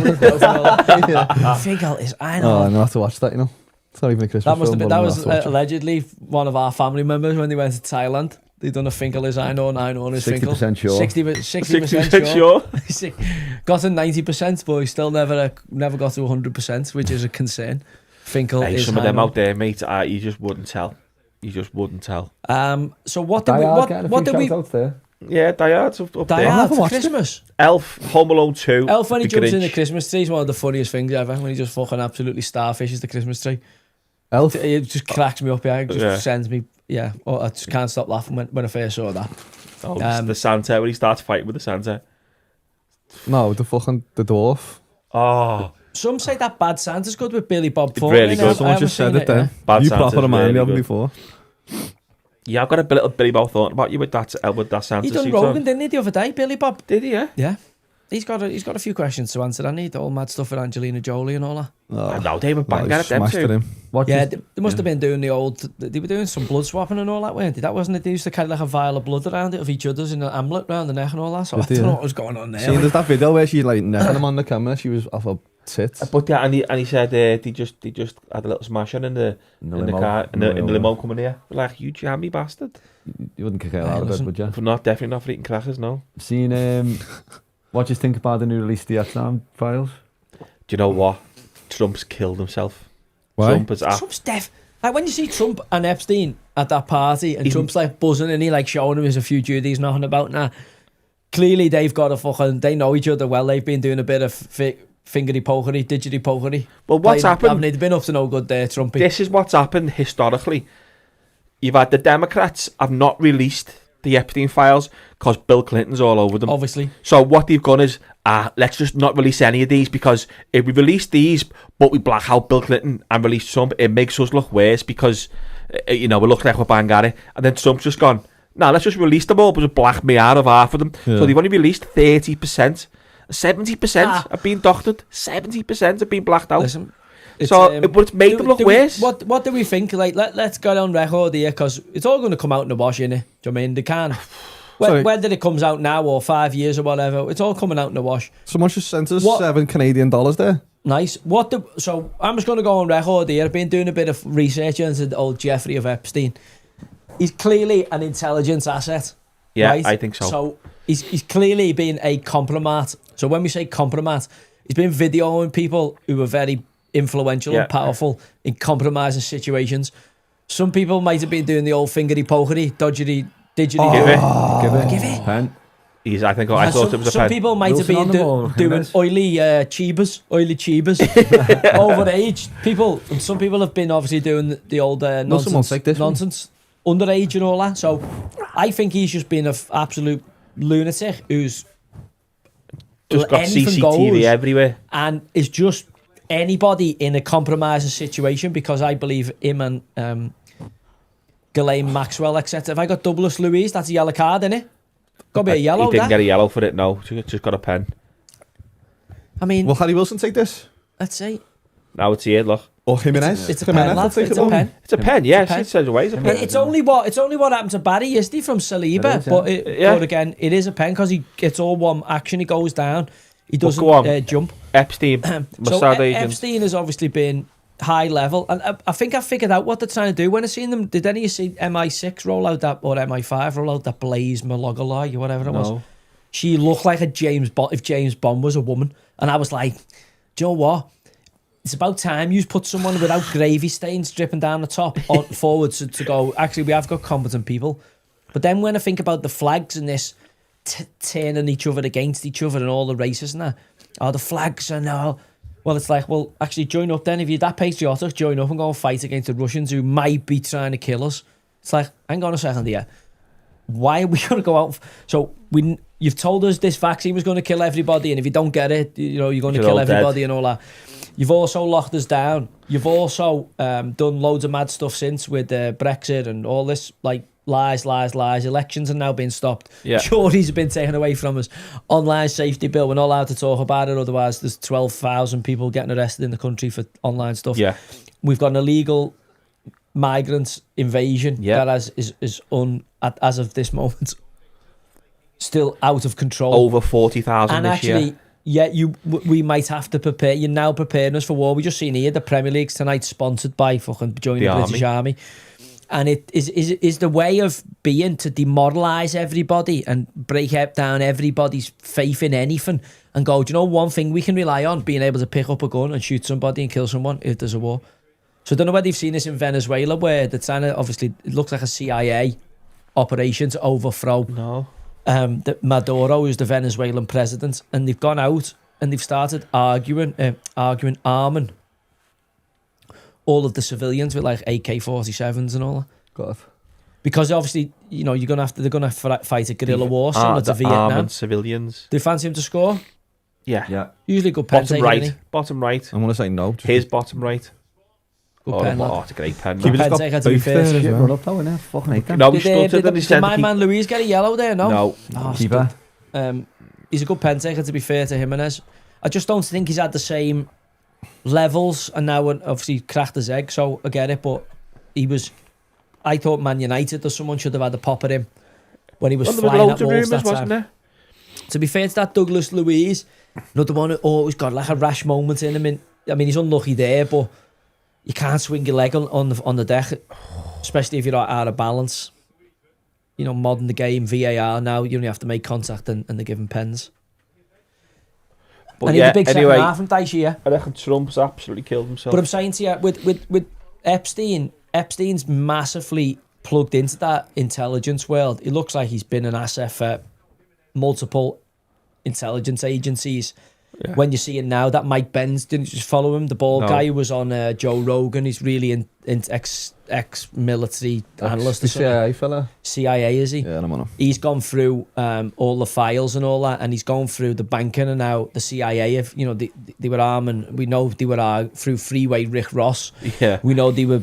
So you've got the FBI and the CIA arming kind of guerrillas in Central and South America to destabilise like elected governments, but actually they were selling crack obviously in their own country, and funneling that money off to fund the Contras in I think Nicaragua, and then they needed somewhere to make CIA operations, either Ukraine or whatever. They need somewhere to wash the money out of it, which is the stuff that Assange and Snowden were trying to point people to. Yeah, unravel. And this Mike Benz has linked all the Epstein money back to this. I think it was Bear Stevens Bank or something like that, allegedly in America, and basically saying, look, these have just been fucking at it. And Epstein was basically the money man for them all and has just allowed them. And then he's running a double agency, or he's working for multiple agencies. The same way Ghislaine Maxwell, our fella, was clearly a Mossad agent, wasn't he, Robert Maxwell? And would probably have been working with British intelligence. He might have fell off the boat because he fell out with one or the other, or he's got caught. Fell off. But again, if you look into his story, you'd have to think that Ghislaine Maxwell is not naive at all. She's obviously from a very rich and powerful family who've got ties to the intelligence agencies through the dad, and she now lumps in with Epstein, who's grafting with this Leslie Wexner, who was the Victoria's Secret guy. So where this web goes, Bear Stevens, like the fact that we've only got Ghislaine Maxwell in jail and no one else. Epstein's obviously decided to accidentally on purpose. Well, again, even that's weird, isn't it? The fact that we don't know, the fact that US presidents are petrified and redacting stuff shows how deep this goes. And actually, as Andrew Bridgen said today, They've lied to you about this, they've lied to you about that. How many times are they going to keep lying to you? Now it's like, all right, you need to get ready for war with Ukraine. Ukraine's going to invade and Putin. I'm like, no, fuck off, you fucking dickheads. Fucking as if we're going to go to fight for you. And then what, in 25 years, you're going to come back and say, sorry, we're too aggressive in your army in there and we're going to do you for war crimes. Yeah, okay, mate. Yeah, it won't be a sec. That AK we gave you, you shouldn't have pulled it. Well, you love your flags, don't you? Yeah, well, you were cutting all them down when people were putting them up, weren't you? So, I tell you what, get all your fucking rainbow, or anyone with rainbow hair or refugees welcome, get them, sign them up first. Once you've exhausted yourself with them, send them out to Ukraine, send them out to the fucking fields of the Eastern Bloc there to take on them Russians, because I'm having absolutely jack shit to do with it. I actually really like the Russians. I've got lots of time for the Russians. I'd love to visit the country. And I've got no animosity with anyone in Russia, any Russian people. The only thing I would say is, you're a shit at footy, you should be well better for the amount of people you've got. You're a boss at ice hockey, but you're a crap at association football. Russia should be a world challenging team. It's got that many people in it, yeah. The best at MMA, you'd have to argue the Dagestanis, the Russians, the best at like the brilliant at loads of stuff. Why aren't they brilliant at football? Same with America though, innit? Why aren't they brilliant at football? I know they've got loads of sports. They're more hand and eye coordination, aren't they? Do you know what I mean? Like baseball and basketball. Is it because it's too cold and the pitches get frozen? But like Iceland have shown, just fucking bang the AstroTurfs. Get the AstroTurfs. Heated AstroTurfs. But again, is it that? Like when you look at the USSR, you look at the Russians who've won Ballon d'Ors, like Lev Yashin. I always remember my granddad talking about him. The Black Cat, he was known as, used to wear the all black strip. You had the USSR. Did they lose a European Championship final in '88 to the Dutch when obviously Marco van Basten and Ruud Gullit were in the pomp? But for a country of its size, when you think of all the ethnicities in there, you know, you've got the Georgians and the Balkans all on the fucking doorstep there, the Bulgarians, the Romanians, and the Russians massively under punch in the football world. Yeah, but they're going to overpunch in everything else, which is not a bad compromise for them, is it? They're good at everything. They're the best at ice hockey. They're the best at, as you said, fucking jiu-jitsu. What got me on it the other day bear wrestling. The obviously the Arshavin. The bears are fit. They were doing the rounds. The Arshavin when he scored 4 at Anfield. I was there. Oh. And then I was thinking there was the boy Zhekov who went to Chelsea. And why I'm on that topic is I think there's a heinous crime taking place while we've been online. It's still ongoing now, isn't it? Well, it's better. There's the season of Roman Abramovich's funds from Chelsea, and what Keir Starmer's used as a political tennis ball this week. I'm like, how can you take off? What has Roman Abramovich done that other power brokers who own major football clubs haven't done? Like, what? Like, are we saying that everybody else that owns a Premier League football team or a big football team is not involved in any way, shape or form in their country or a country that they're involved in, selling or buying arms? Abramovich got caught. Well, he made them, didn't he? He was making the tanks. Abramovich's company was making the tanks for the Russian army. So Bin Salman, who owns Saudi, PIF, who own Newcastle, has he made no airplanes or no tanks, or what's happened in Yemen or what? Like, so no, the worst part is... Are we also saying that all the American owners of Premier League and English clubs have had no part in funding the American war effort at any point? Have a look who Britain funds themselves. Well, again, yeah. But again, it's nuts when you dig deep into that. Roman Abramovich was a really good owner, foreign owner, done a lot for Chelsea in terms of moving them into the super club bracket, which they weren't. They were never in that bracket before. You know, even in the fucking Ken Bates days, Chelsea were never in the super club bracket until Roman Abramovich turned up. And to take the club off him and use it as a political ping pong as they have, like, I just think it's the wrong message to send. It's where you say to you and look at it going, this is the Dutch tulip market. Like, players, Isaac there, 150 mil, legs like fucking twiglets, snaps his leg, first half decent, not even half decent challenge, first slightly clumsy challenge, bit of an awkward angle. How can you pay £150 million for a fucking stick man? But do you remember when we were watching him, there was medical and he was doing that bench press And we looked, But again, we looked at it and we were like, he looks like a child. If you've wasted one He and had a the half body mil of a there, if you 6-year-old. wasted £1.5 million there, you'd go, fucking hell, that's £150 million racehorse. Just forget it's a human being, because you might as well forget football players. You want them to run more, want these to run every 3 days now, and we just do not want them to break, and they're not even getting the summers off. They're fucking running all summer as well, and we're just going to keep pushing them and pushing them and pushing them faster, and we want more money for them. And we're not wanting, we're going to have to amortise the contracts over 8 years and pay, like, we're ending up in a fucking tulip bulb of nonsense. And it's going to explode, because players, you cannot physically keep paying that money for players based on how fragile they are athletically, and how, even though they've massively negated challenging out, tackles in the game are virtually gone. It's almost tag football, isn't it? You might as well put it won't be long. I don't think, if I was paying 150 mil, I'd say, listen, we can't have any tackling at all. What we're going to have to do is put a ribbon on your front, a ribbon on your back, and we're just going to have to pull it off. And then now we're going to have to stop and give you the ball back, because we can't have you touching anybody. Because he's got £8 million a season contract for 8 years, and we've just paid 250 million fucking euros for him.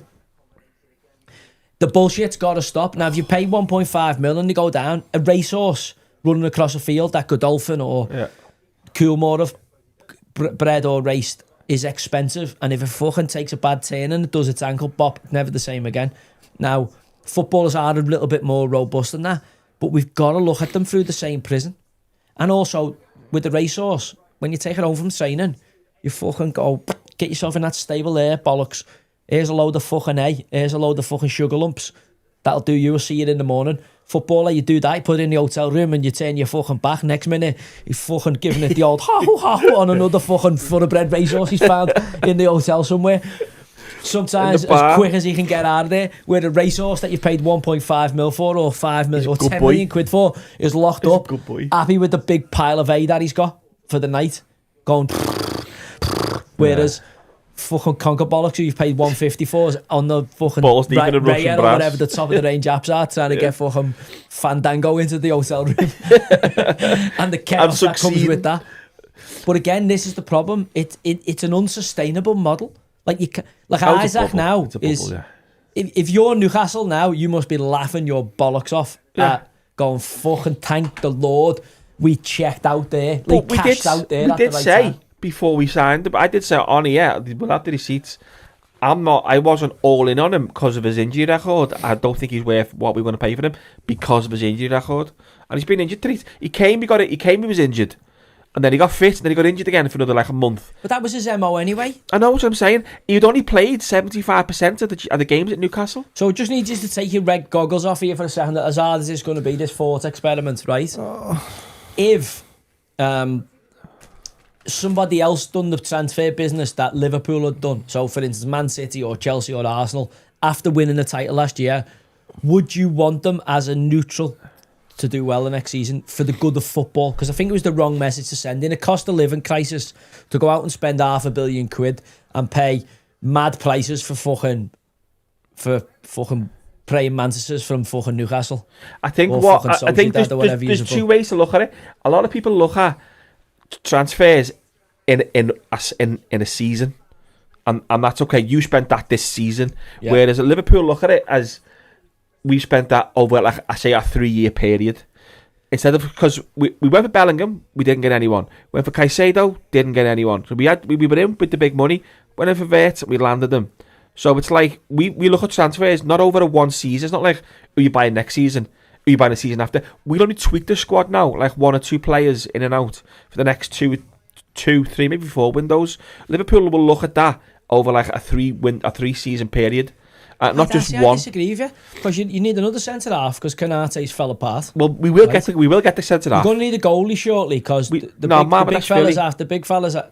I don't know. I like him, mate. No, you're going to need another goalie, because the big fella's going to go to Saudi. If you're going to phase him out, he's not going to sit as the number 2, is he? He's going to go. No, he's going to go and get the conker somewhere, probably after the World Cup.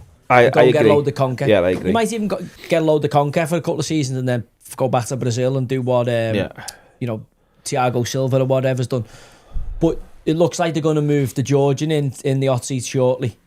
Maybe in the next 2 years. And the next 18, I reckon in the next 18 months. So you're going, is Conor Bradley the answer or Frimpong at right back? I think the jury's out there. Isn't a right back. The left back, What for about me... Richarlison giving him a bit of clarity on Saturday? But he proper split it lit, didn't he?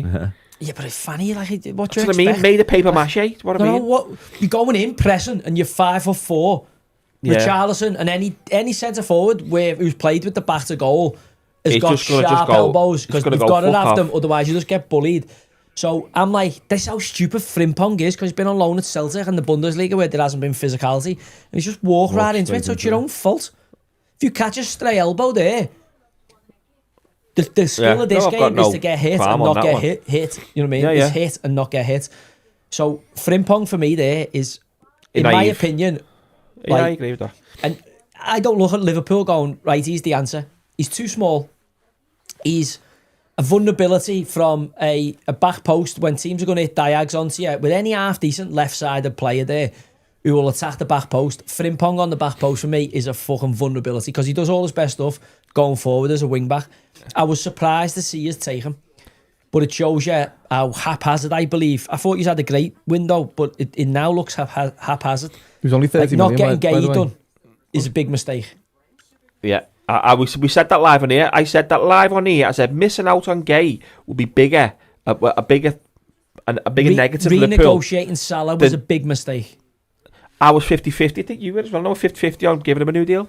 But I'm saying, it now in hindsight, now looks like- out of hindsight, those two things, Van Dijk you had to keep. Van Dijk's fine, no problem. But I'd say if you could have let Salah out the building, yeah. I think that was probably the window to do it. You've ended up giving him a massive deal, and you fucking made your But bed. Now you got to lie in we it. made too much change anyway. Yeah, in but the especially window. with it being an AFCON year, you should have gone. Do you know what? We've got the best out of him. We've got all the fucking oil out that lamp.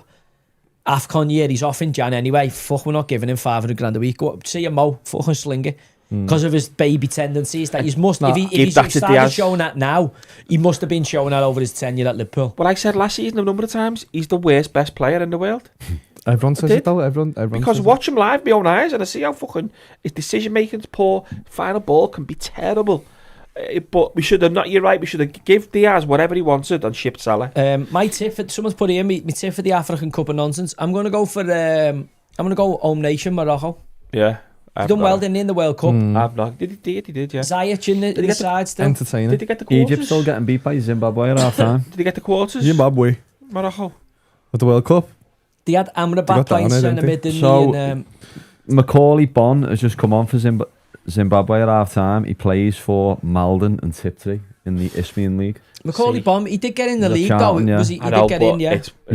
He's only 30. See, I put a tweet out But last I've night got about such a it. good team, and Hakimi's obviously injured, and he snapped his leg, He didn't did, he? yeah. But they've got Mazraoui right back. Was he Aguerd, he used to passing play for Daka West do Ham. that, Saiss, remember Roman Remember Saiss, who Saiss, played for yeah. Wolves. That Bono in goals, at Sevilla. He's at Al Hilal now. So Brahim Diaz, Yeah, Brahim Diaz. Um, Who's he at now? Real Madrid. Real Madrid. Oh yeah, fucking hell, he's at Real Madrid, isn't he? Brahim Diaz, yeah. I seen him put a ball in the No, other day Ziyech, for, like- for one of the goals, I think. They're saying here, Brahim Diaz. Oh, yeah, someone's saying Hakimi's here, on the bench. do we think Calvert-Lewin could get an England call-up? Absolutely not. No. Not even close. He's fucking. He's Why better are you than even fucking responding Isaac. to He is because he's not. He hasn't got. He's got two legs. Well, again, he scored more goals than Isaac this year. He's not better than Isaac though. Let's be I fucking know, but I'm honest. saying this year he is on goals scored, and if you've got him in your fancy footy team, you've got a better return than you'd have on shit. Let's not get nosebleeds over DCL because he's fucking dog shit. Well, again, if I said to you now, you could have DCL for this season or Isaac, who you're having. Isaac injured. Even now he's injured. Yeah. And what so now you're just talking. Hang on, you want DCL in the England squad though? No, But I that's don't. the worst opinion I've I ever heard, don't. ever. But I'm saying, if he keeps scoring goals, right? He's still shit.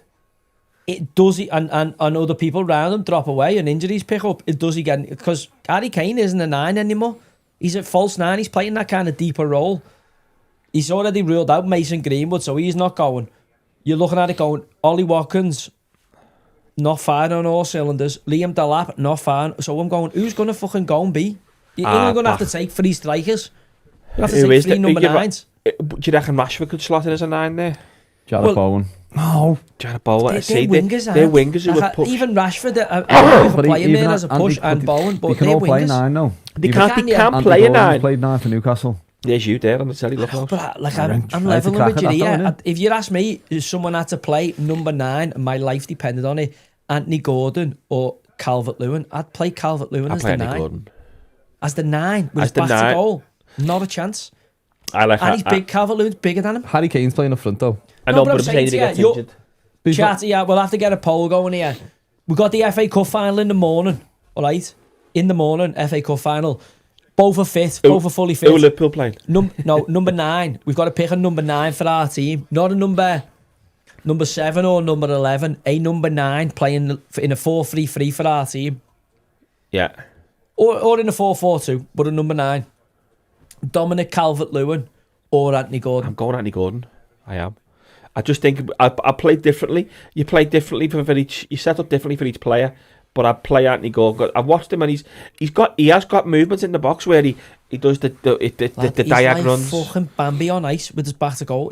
He's a shit. Can we not remember what you were saying about DCL when he was at Everton? Yeah, he is, but he knows how to back in. He's a bit powder puff in terms of his robustness. What? So you want to sense and that? And also at Everton at times he was managing his body because he knew he was going to be a free in the summer. Because he's going to be a lady. But I'm saying to you, in terms of the 9, Anthony Gordon off the side, obviously in his natural position, is better than Calvert-Lewin. But as a number 9, Calvert-Lewin's about 6'4". He's quite lean, but he's a fucking good athletic specimen. Is he the bravest? Is he the best finisher? No. Is he made of glass? But also, he's fucking competent. Listen, his robustness is the problem, innit? And staying fit is going to be the problem. But also, as a number 9 with his back to goal, him and Anthony Gordon, in my opinion, it's not even comparable. Like, Anthony Gordon can't play anywhere near the number 9 position as good as Dominic Calvert-Lewin. But we're not in a position where we got that choice anyway, so it's sound. I mean, one's a striker and one's a winger. If you're saying, like, Ivan Toney, for me, he's got to come back, hasn't he, to the Premier League if he wants to go to the World Cup. Yeah. But then the problem being is he's had a bit of a dust-up, and has he had a bit of a dust with somebody, allegedly? Yeah. No, not allegedly. So maybe stays out of the country for that. But again, we're not thinking...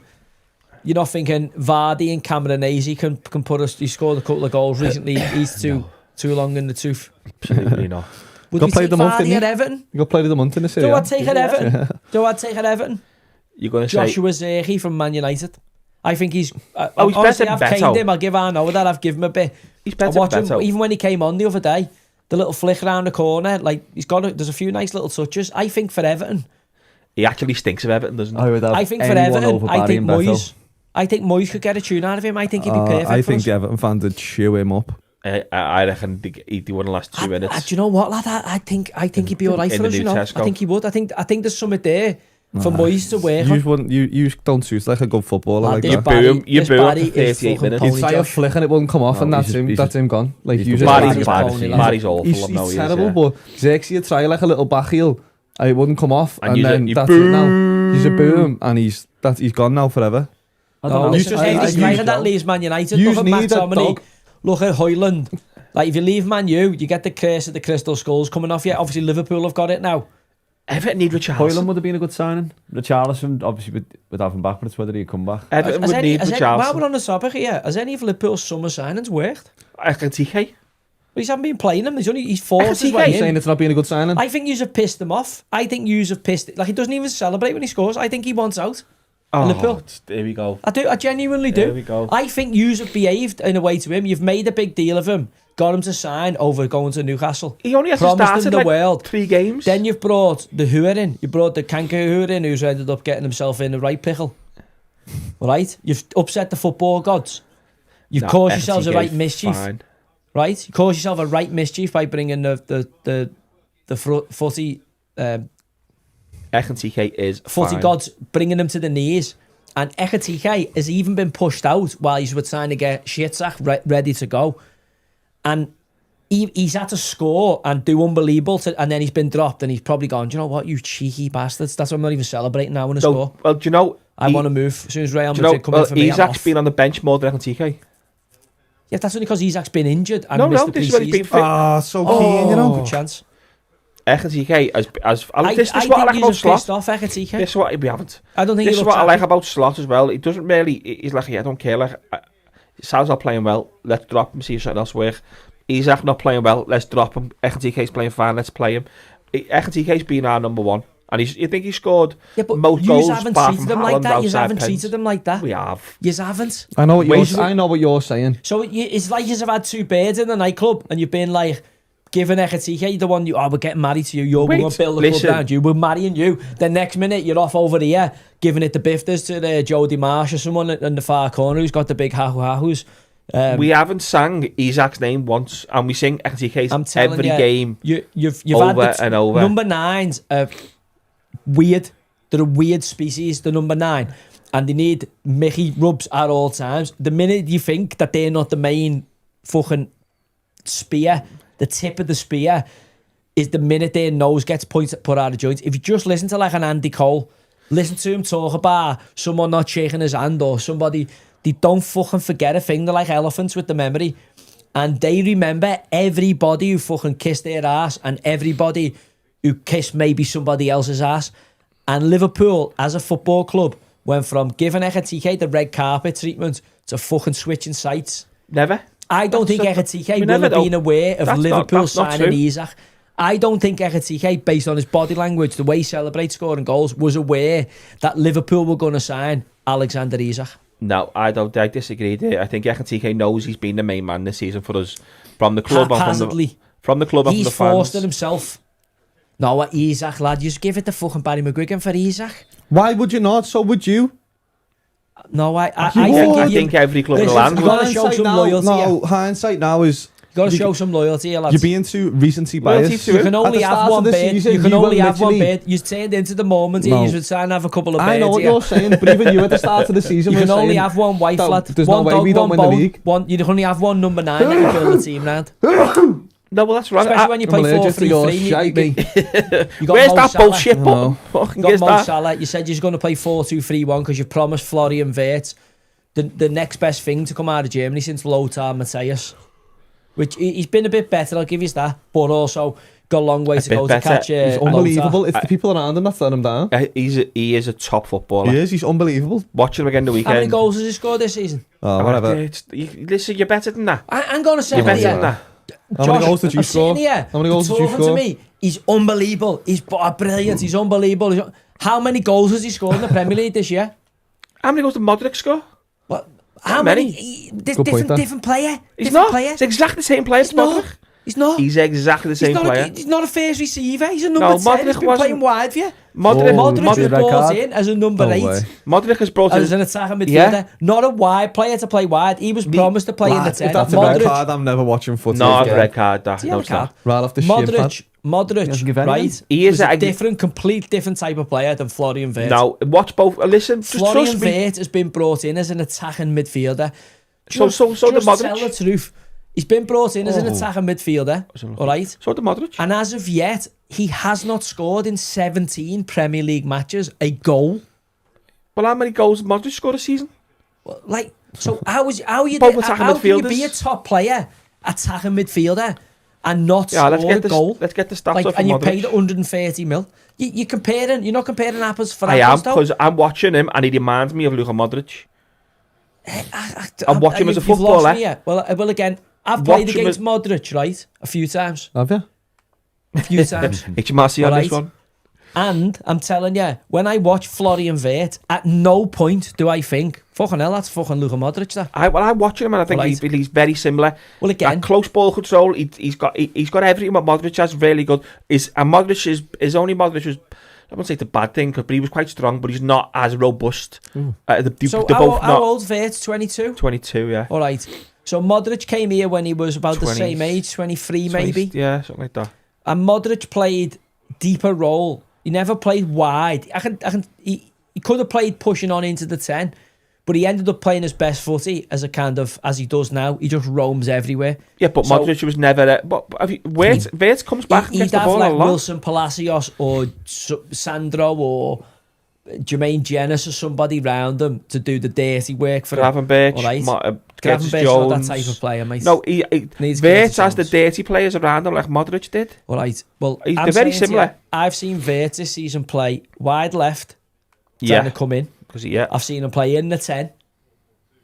Yeah. All right. I haven't as yet seen him play in that deeper role in this Liverpool side, because when I watch Liverpool live, Gravenberch and Curtis Jones and McAllister were playing in that variant. I didn't see him play there. One game he was on the bench, and the other game I seen he played in a wide role. And I didn't at any point watching him live go, fucking hell, he reminds me of Luka Modric, other than the fact that he's 5'7" and maybe Modric is 5'7". No, hasn't got the same squat build, hasn't got the same legs, don't move the same way, don't handle the ball the same way, don't receive the ball the same way. Actually take it fundamentally different. Oh, I think did he see the ball? Oh, listen, we haven't got opinions on it. He reminds me of Luka Modric. That's what he reminds me time will tell, because if you're saying he's Luka Modric, then he's got some work to do. I've got a lot of work to do, but I'm saying he's not I don't see him as a goal scoring threat constantly. Well, I don't get how you pay £130 million for somebody who doesn't score goals. I'm not saying he doesn't score goals. I think he will score. He's had a poor start. He's had a hot and cold start. But we already know you've recruited him to play 10 because that was the promises he's been given. He said that. It's been leaked out your camp. But he has played in the 4-3-3. So you haven't signed him to be a number 6 or a first receiver. You have signed him to score and make goals and become a match winner at the highest level. So his stats for Leverkusen the last 2 seasons, he scored 1 in 3 and assisted over 1 in 3. Yeah, that's in the German league, though. He's not. So if you said to him, listen, Florian, we're going to pay this money for you, we're going to give you this much a week, right? But we do not want you to score any goals or make any goals. Just can't pass the ball for us. No. You have to say... I expect him to get 10 goals and probably 10 assists a season. Not this season. Why not? A season, because he's just come into the team, come into the league. He's had a bit of a hot and cold start. He's better than him. I think next season, he's a 10 goal, 10 assist... 8/10 for me. I don't see him as a left forward either. Paid £130 million for him, lad. You've paid £130 million for somebody who you're saying, do you know what? He's got no goals. He's got no league goals in 17 games. Luka Modric in his Spurs career. He's got more league goals than him. Who wears tights? Luka Modric played 127 times for Spurs and got 13 goals. I don't know why you're comparing this fella from Modric. I'm watching him with me. I think that's is this fella going to play in the number 6 position for Liverpool? Modric wasn't so why are you comparing him to Luka Modric? Because Modric wearing a 6. Where did Modric play then? Modric played as the 8. Modric was everywhere. Modric played everywhere. Modric was everywhere. He didn't just run on. No. Didn't play like 8 to 10. Modric played everywhere, but he would have to have somebody from occasion to occasion alongside of him to do the stuff that maybe didn't want to do. He could go roaming. He'd pop up in wide channels. He'd prop in between the centre halves. He roamed everywhere, wherever the ball was, because that's how good Luka Modric was. That's what I look at Vert doing. So you're saying Vert is going to become that player for Liverpool, which is a number 6 position. You might call it 8. I don't want to get into the numbers with you, but I see it as somebody who takes the ball from, if we look at 4 phases of the game, so build up being probably up until the halfway line, kind of edge of your box up until the bit in the halfway line. Then you got your middle section, which we call possession section. Then you've got your incision section, which is approaching the final third of the opponent. And then you've got your precision section, which is the final third, which is your box entities and maybe a 6-yard box just outside of that. I'm looking at that going, Luka Modric for me is somebody who takes it in zone 1 or 2 and gets it into zone 3 and 4 consistently and controls the tempo to make sure that phase 3 and 4 are well nourished and lots of opportunities come your way. And he carries the ball from phase 1 and 2 into phase 3 and 4 for you. But you can't. Now, I'm saying I would see Vert as someone who's been brought in to be a finisher and create and finish in phase 3 and 4, not fetch the ball. No, I agree with that, but I don't think... I never thought... Modric could do that, but I never seen Modric. Modric for me was a creative 8. Well, Modric was brought in and was touted, because if you ever remember Newcastle, when I was at Newcastle with Kevin Keegan, we were heavily linked with him, but he was touted because of being lightweight and quite slim build.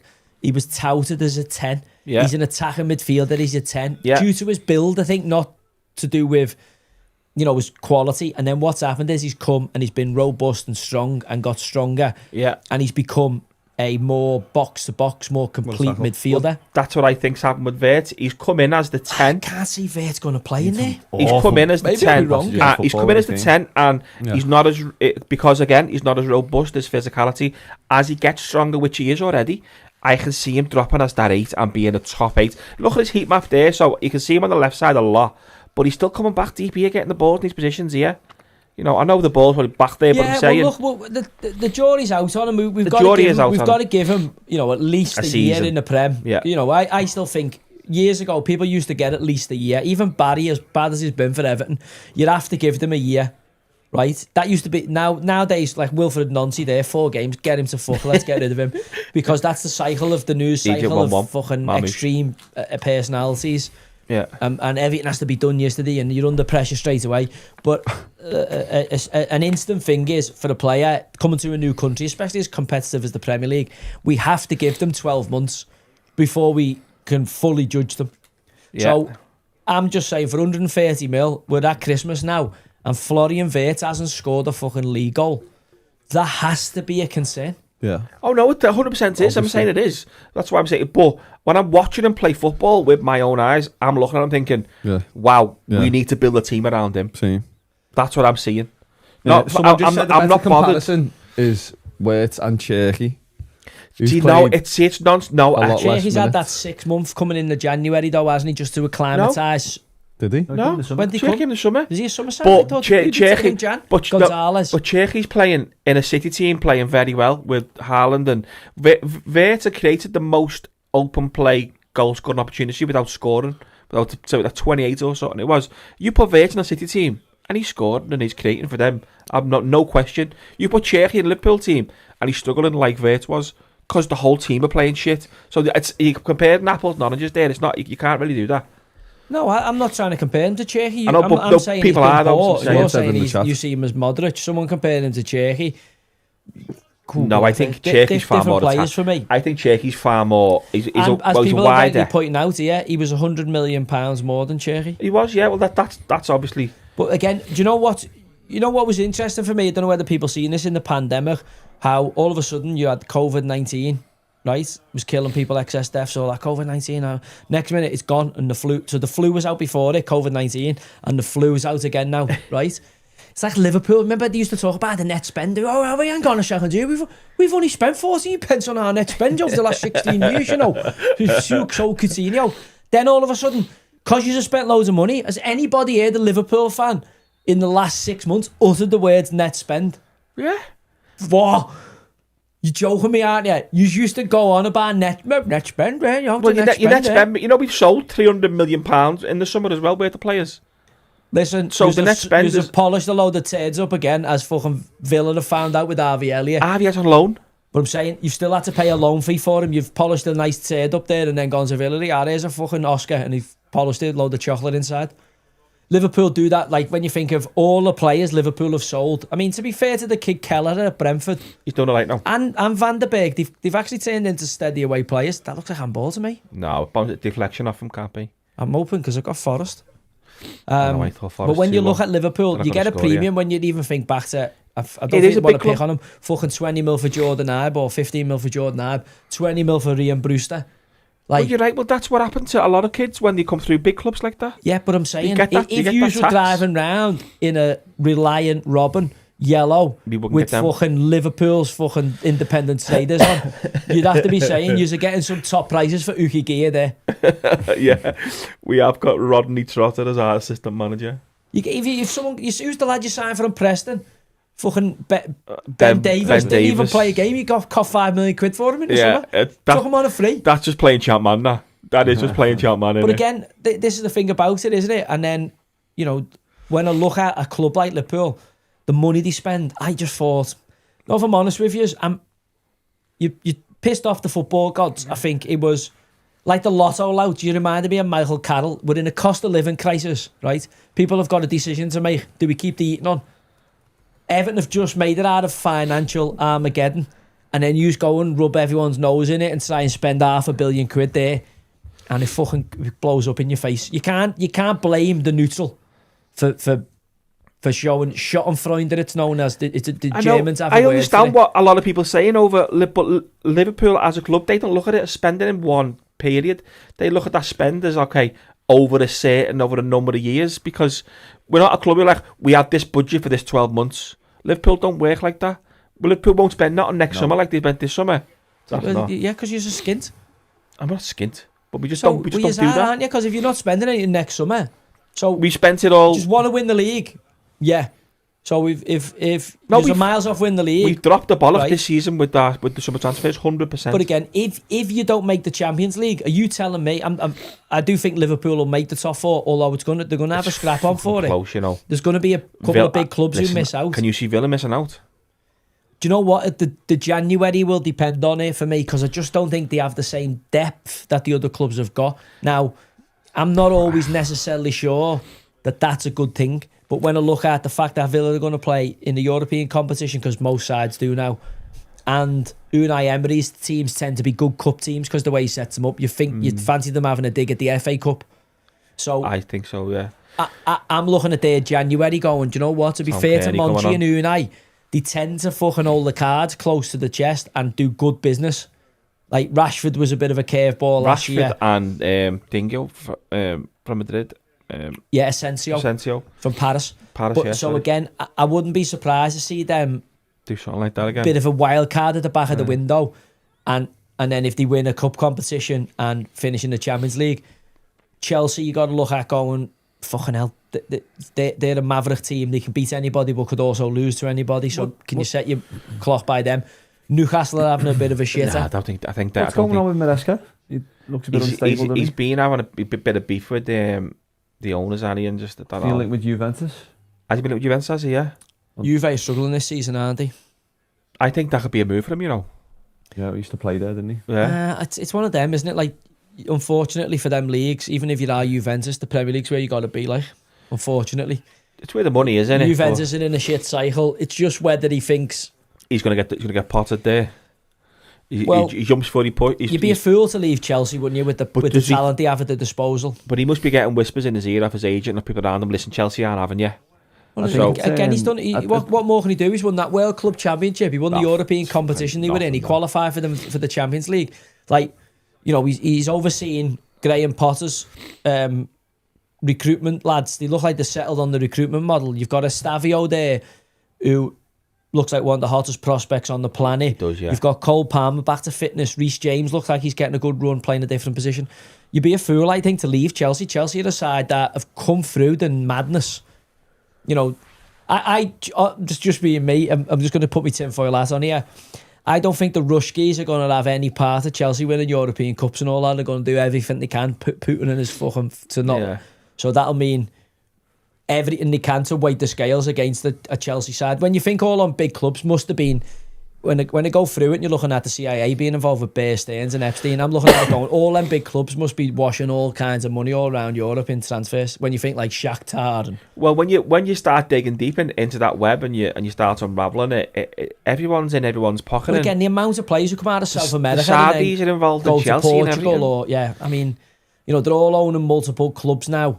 This is it, and that makes it even harder to unravel the spider's again, web. Do you not find it weird that like Arsenal, Liverpool don't have feeder clubs, whereas Man City do, Chelsea do, Leicester do, Brighton do? But I'm saying United do. United had that. Antwerp and that didn't remember the Fergie. Like, have you never had one, have you? No, didn't need one. Well, you usually use Southampton or Brighton or whoever. But you've got to fucking pay for them through the nose. Isaac's had surgery. Chance. Great ball, come on, lad. Chance. Do you know who could be? Do you know? I know he's meant to be. He's meant to be all but done deal. I don't like when the Chewy in a young one with a Chewy. Do you know who could be a Villa signing? And a little curveball one. He's meant to be all but done to Leon, isn't he? Hendrick. Hendrick. I've called him early doors, didn't I? Can I just have the credit for Hendrick when I said straight away, if your legs rub together like that, you can't be a top player. It just looks like he's not doing. He's all but done, isn't he? But much too soon. He looks like he's not looking after himself too good, is he? You got to be careful not to fall for these contracts when they come out. He's the next best thing. He's the next one off the. Now, even like Neymar, I'm not having this Neymar fucking hype train. I'm not having Neymar was some player. But he was never in the level of fucking Ronaldo. Brazil's all-time leading goal scorer. Lad, his numbers are there. I love him. But what I'm saying to you is, as a player, it's an impact in the game. All-time goal scorer. No, did you not watch him at Barca? Yeah, but he had fucking Messi getting man-marked and Suarez fucking... It's telling you, if you're playing with fucking Michael Jordan and LeBron James, you can get away with murder. He was Because Scottie LeBron and Michael Jordan are double team. Well, yeah, if Messi's Jordan, he was Pippen. No. Him and Suarez were No. Pippen. No, not for me, lads. No. Right, should we have a little look at this? Justin Bieber of football. Should we have a little look at this QPR contract? Oh yeah, Cambo's dug out one of me QPR contract. I found it on an Is this because Gary Neville was praising himself? Well, Neville was giving himself big, massive pats on the back for not having an agent, as if it was some kind of superhuman power. When he came out and he was on, it worked out at like 1 point. How much? Have a look. What? 1.5 million. 1.5 million a year. Keane must have been. He was like 4 mils. Keane was on more than that. Weren't he? So Keane only had his agent was his lawyer or something like that. He didn't have a conventional agent, did he, Roy Keane? Most agents are either some sort of contract lawyer anyway. Somewhere that unless you've got a big team with them. Yeah, but I'm saying he had a guy who didn't have any other players. He just had Roy. Oh, was it? He was just a lawyer. Yeah. Oh, okay. I didn't know Gary that. Neville was on 31 grand a week at United. As captain, he said, didn't he? That's 1.5 million a year. Okay, so this one, but what Gary Neville didn't have was a sign-on bonus because he was already signed. It's just going to piss the QPR fans off because they realise how much they must have spunked. When bear in mind, I went from being one of the highest paid players when I signed to by the end of it, right in the middle, there was people paid double the. Double the amount of me, yeah. Shit. Well, who was the keeper? Goalies. Didn't the keeper have 150 grand a week? Was it Cesar? Julio Cesar? Julio Cesar was getting that? He was signed, to be fair, but he wasn't bothered. He wasn't bothered. So I broke it down, a lot of it. Where did you pull this from? I had it on one of your files, yeah. Need Forrest to get the finger out here, 2 goals. So the basic wage, which was before you signed on, there's guaranteed income and then there's extras. I moved at a good time though, because I think West Ham had bid 3.5 million, 3 million about 4 or 5 weeks before, and that's why you've got. And Twitter come out. So Mike Ashley, in my opinion, was briefing the Chronicle against me. Weirdly, that guy, it might have been Craig Ope actually, who was at Bellingham. At Bellingham, it might have been. I don't know. It might have been, but he was certainly in and around the Chronicle at that point. So Twitter was out, and you could literally just they'd put the article out in say like the Chronicle 5:30 when it come out, and you could just go on Twitter, and they couldn't obviously get the next article out to the next day. So it just changed the landscape of social media. Anyway, within a short period of time, Mike Ashley decided not to take a transfer fee for me and just wanted me out the club. And I ended up going and copping the signing-on fee. Well, that's why you got a big sign-on fee. Yeah, that's why, yeah. Just a little one. But there's a couple of funny ones in here. So your basic wage before anything else was 40 grand a week. Nice. Paid monthly in arrears. You got a 3.25 guaranteed sign-on fee. Paid in 5 installments. A 4-year deal. Paid in 4.5 installments. Yeah. So you got 750 grand a year. That's how they spread it out over the course of your contract. Over the course of your contract, and then you got a 250 grand as your last payment in 2016. So you was guaranteed 5.25 million guaranteed on your deal on your deal at QPR. You had a club will reimburse for moving costs. You got 6 grand for moving costs down, so you got down south. And then so this was for estate fees, stamp duty, storage, etc. your contract. Appearance fee. You got £13,157 an appearance. 3 game weeks when I stayed. Them 3 game weeks. They were lovely 3 game weeks. Them fucking 45 grand for 3 game weeks.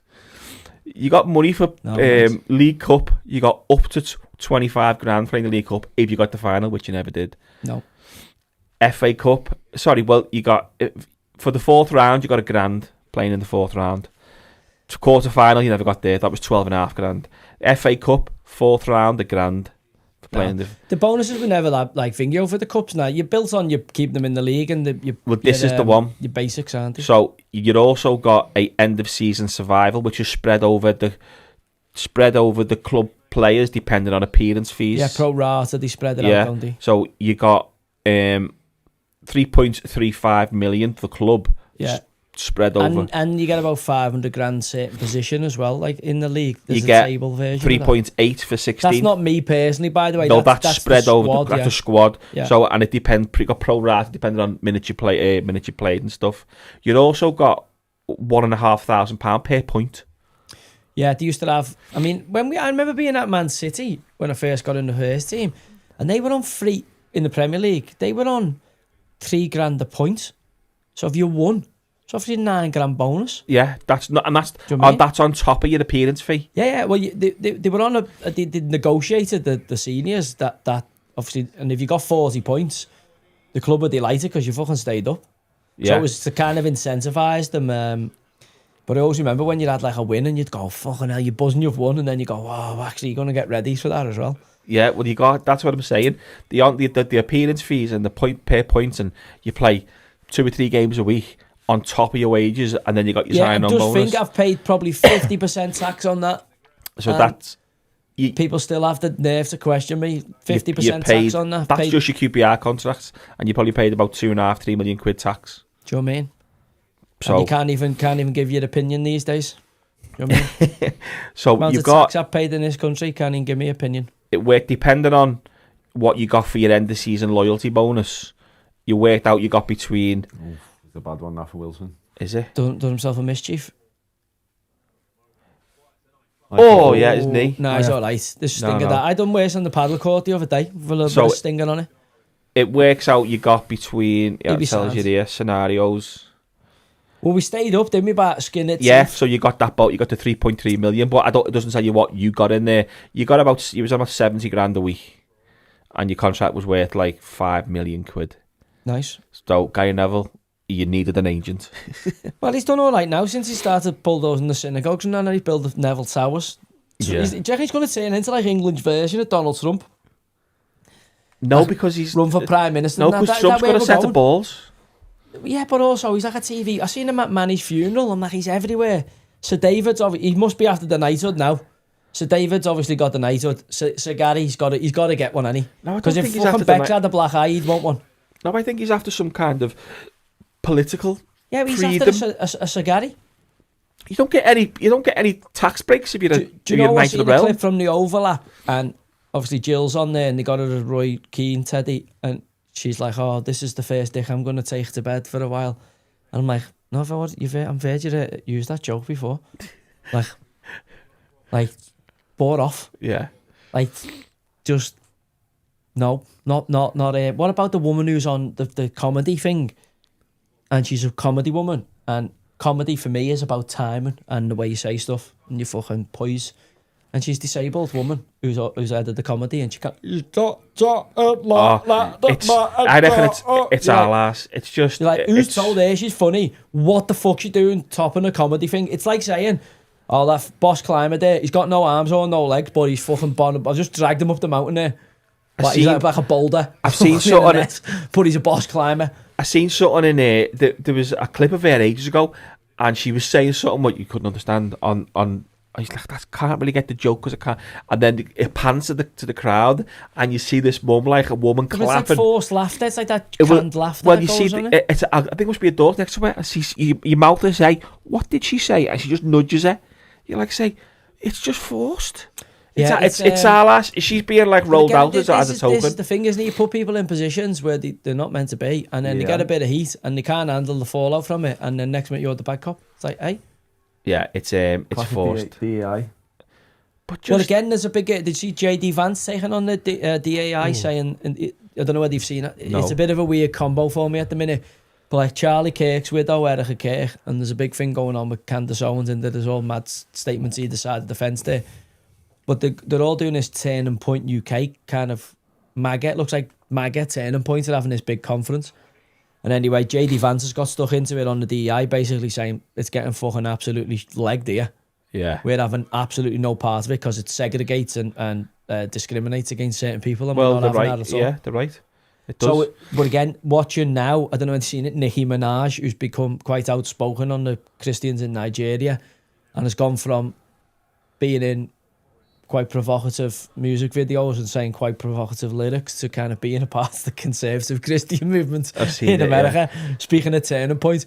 And I do say I have to enjoy it because I suffer from Schadenfreude, right? I suffer from Schadenfreude sometimes. I do have to laugh about... Other one. Nicki Minaj was interviewing Charlie Kirk's widow, Erica Kirk, oh god, and starts talking about JD Vance and refers to him as the assassin. And it's like, hey, yeah. And then realises after about Erica 10 Kirk minutes, was like, no, it's fine. have you seen like, it? Oh, obviously, God. her husband's been assassinated, and Nicki Minaj is interviewing her in front of the conference live on the stage, like live, mate, and calling JD Vance an assassin, saying what? Basically saying he's fit or something like that, or and then doesn't realise what she's saying. Then she's like, "Oh my god, I can't believe what I've said to you." Someone said going, on the... How is this? How has it got to this? Like on my bingo card for 2026, I did not have Nicki Minaj. I know, and then someone... Charlie Kirk's widow was becoming like... And then it turns out she was like some party girl, Charlie Kirk's widow.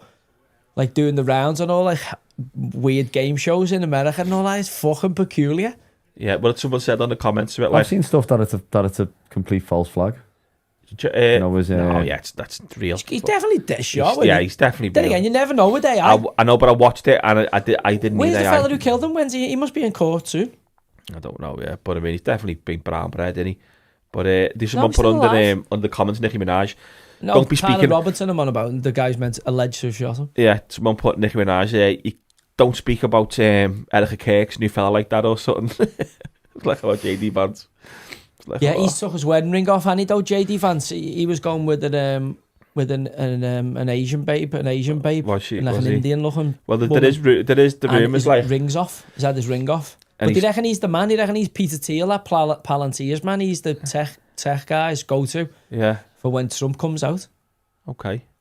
But again, I can't see Donald surviving here, lads. I think the Epstein, I think he's going to have his paws all over these Hawaiian Tropicana fucking pageants. When you heard him on the bus first time round when he was the 45th president and he's saying, he just grabbed him by the pussy. Yeah, everyone was going, like, he started getting the elbows in his ribs then and saying, there's far can't too say much that. fucking Indian smoke signals going up from the fucking Democrats to say, basically, Trump's on these fucking, Trump's out of here. He hasn't maybe been to the island, but it looks like Epstein's been in and around. Oh, here we go. Looks like Epstein's been in and around the Trump circle and Grab him by the pussy. Had the penchant for the old chunky blondes. Well, he has. What's why these? It was embarrassing that they released the Epstein files and retracted 70% of it. But he doesn't bevy. He doesn't do class A's, does he? Trump. So he's got to have a vice, and he doesn't. Is he gambler? He must be a gambler in business. Golf's his vice, really, innit? But it's not really a vice, is it? No, lad. I reckon he likes the birds. I think he's a ladies' man. Yeah. Josh, what do you reckon on Trump? Do you reckon Trump looks like a ladies' man for the ladies? I think he's down with the ladies, yeah. No, I got him as a ladies' man. Trump? Yeah. I think he's definitely Ladies. grabbed a few pussies in his time. Talking of ladies, man, what about David Williams? Ladies, with the ladies? Oh, yeah, he's a lady. It's not really a shock, though, was it? Well, what's he actually done? We don't know, but I mean, he's looked a seedy fucker for a long time. Well, he's the number one children's author, and next minute he's been slung on the fucking woke death pile, hasn't he? So something's gone on. Something's not well on in Bollywood. He's come out. Misconduct, weren't it? It weren't like touching kids. It was No, it wasn't touching kids. women. Yeah.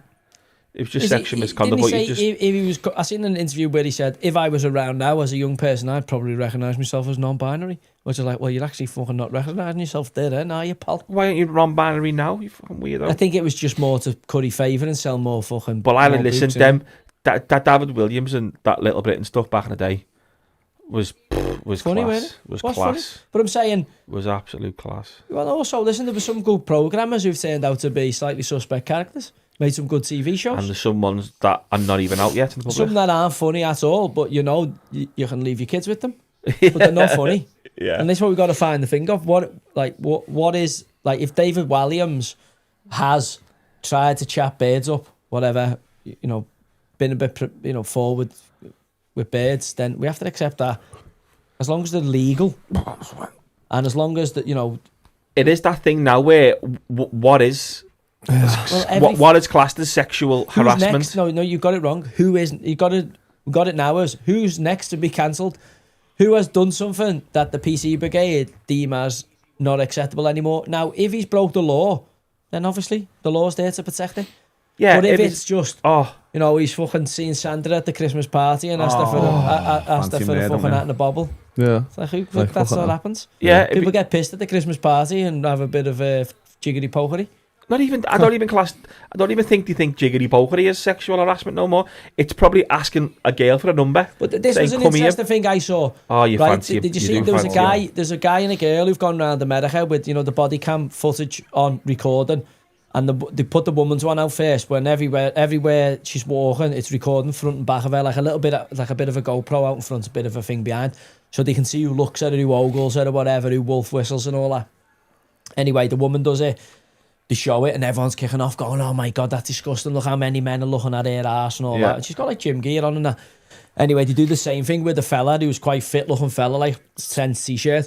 He gets 20 times the fucking women coming onto him, even ugly birds. Ugly birds grabbing hold of them and that, and then they show that afterwards and go, "Look how worse women only kick off if it's ugly fellas who fucking give it the beans to them. When it's nice-looking fellas and that, they go, oh, they're like, what?" So this misogyny is only when they don't want the sexual advances. They routinely run their lives taking advantage of people they want to be promiscuous with and want to encourage to get what they want. But actually, they don't off the fucking, some of the fucking ones they don't want it off. That's where it gets a bit tasty. But when it comes from women to men, the carte blanche, even bush pigs who were in gym fingio were looking at like this fella. He was like a bit of a Hulk. It's on the, and you're going, like, you shouldn't be in gym gear because you look like a bin liner full of milk. Secondly, he's way out of your pay grade, because if any fatty fat stuff started talking to Brad Pitt, you go, hey, fatty fat stuff, unless you're asking for an autograph, fucking slink your hook. Fucking wobble away now, sharpish. Similarly, a fatty fat fella wouldn't look at a Victoria's Secret model and think, I've got half a sniff here. He might have a little, obviously, he might have a little look as he walks past, which is, But if he tries anything, he's getting nicked. Well, again, if a lion is in the Serengeti and a few antelope and that walk past, he's well within his rights as a lion to have a little fucking moot, see what's but you've got on there. Dallas just scored in the last minute, 2-1. Well, in Mo. What about them bringing anti-misogyny classes into schools? It's just utter woke nonsense. No, what's got me the most about it is, obviously, it's our Noah's favourite politician, isn't it? Jess Phillips. The good-looking woman who's in the Labour Party, who could eat a fucking apple through a fucking letterbox. She's on again, and somehow she has made the grooming gang rape scandal about her, and she is somehow the victim because Elon Musk has said something to her. Nothing to do with all the people who've been actual victims of these grooming stroke rape gangs. Yeah. Somehow, Jess Phillips, the thief from Birmingham, fucking Mr. Ed's fucking great granddaughter, has made it about it, and she's brought it in. She's doing all the rounds with LBC and all the global platforms, all the mainstream left wing nonsense pottery, LBC, the news agents, and it's like, Jess, you're fucking whitewashing what's happened to these girls 100%. For votes. Do not dress it up any other way. You're scrapping general election. You're scrapping local elections. You're trying to remove jury trials. Do you think people are stupid here? Now, we've got to survive this 3.5 years of madness from our governments. This is undemocratic, what this Labour government are currently doing to this country. Well, did you see the front page of, might have been The Guardian, probably was The Guardian, but I'll have to check it, where it said like Why something... Why are you gay? It said, how do you stop this man, how do you stop this boy becoming... They're going to give kids now misogyny classes. Yeah, like 10, 11-year-olds. But what again, where's the line? Well, again... The thing is, the state is stepping up and taking far too much control. Like, do we need the state to tell us how to behave? But this is why the drumming in this Andrew Tate rhetoric and Andrew Tate and misogyny and all, like, because, well, who are the role models? Yeah. Well, it can't be your church leaders anymore, can it? No, because they were all nonsense and about, weren't they? And they can't be trusted now to do any fucking... Yeah, you don't... Any table tennis or fucking taekwondo or anything like that. Altar boys are finished. And again, the thing is now, where did these role models come from? This is why I'm like baffled about Liverpool and the amount of drill artists. I'm going, what's going on here? Like, why is Liverpool turned into... Drill Central? Yeah, it's weird, isn't it? Like, didn't it used to be like indie? Where's the Lars and where's the fucking... It's just fashion. The Zootons and all, like... It is just why fashion. Why have we turned into this mad... Yeah, the Zootons and that used to be like, everyone was like, yeah, they're belters them, and now it's like mad. I'm just going on, like... Listen, don't get me wrong, it's their thing and it's great what they're doing. But is this not the Americanisation of British culture?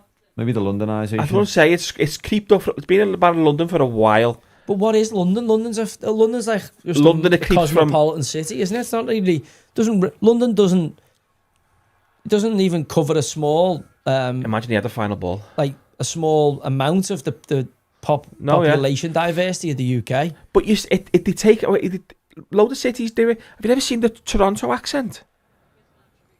No, major cities you're on about. Like, I'm on about cities. I'm on major cities. Like they take like Toronto. Like Drake, you mean? Yeah, no. Have you seen a Toronto accent?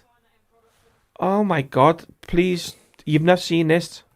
They took like a Toronto. Oh, that's a bad note. Yeah, Toronto's Canada. That's where Drake's from. So they took this accent from like London, and spun it on them. It's like Caribbean as well, isn't it? And Jamaican. Yeah. But they've got this like this. Canada's losing its marbles, and it's up there with the UK, I think, for losing its fucking marbles. What woke wise? Yeah, how are we sitting on this Katy Perry now going out with Justin Trudeau? Is that true? Yeah, I thought she was married to Orlando Bloom. I thought he was an uphill gardener. Still convinced he is an uphill gardener. This is Toronto accent.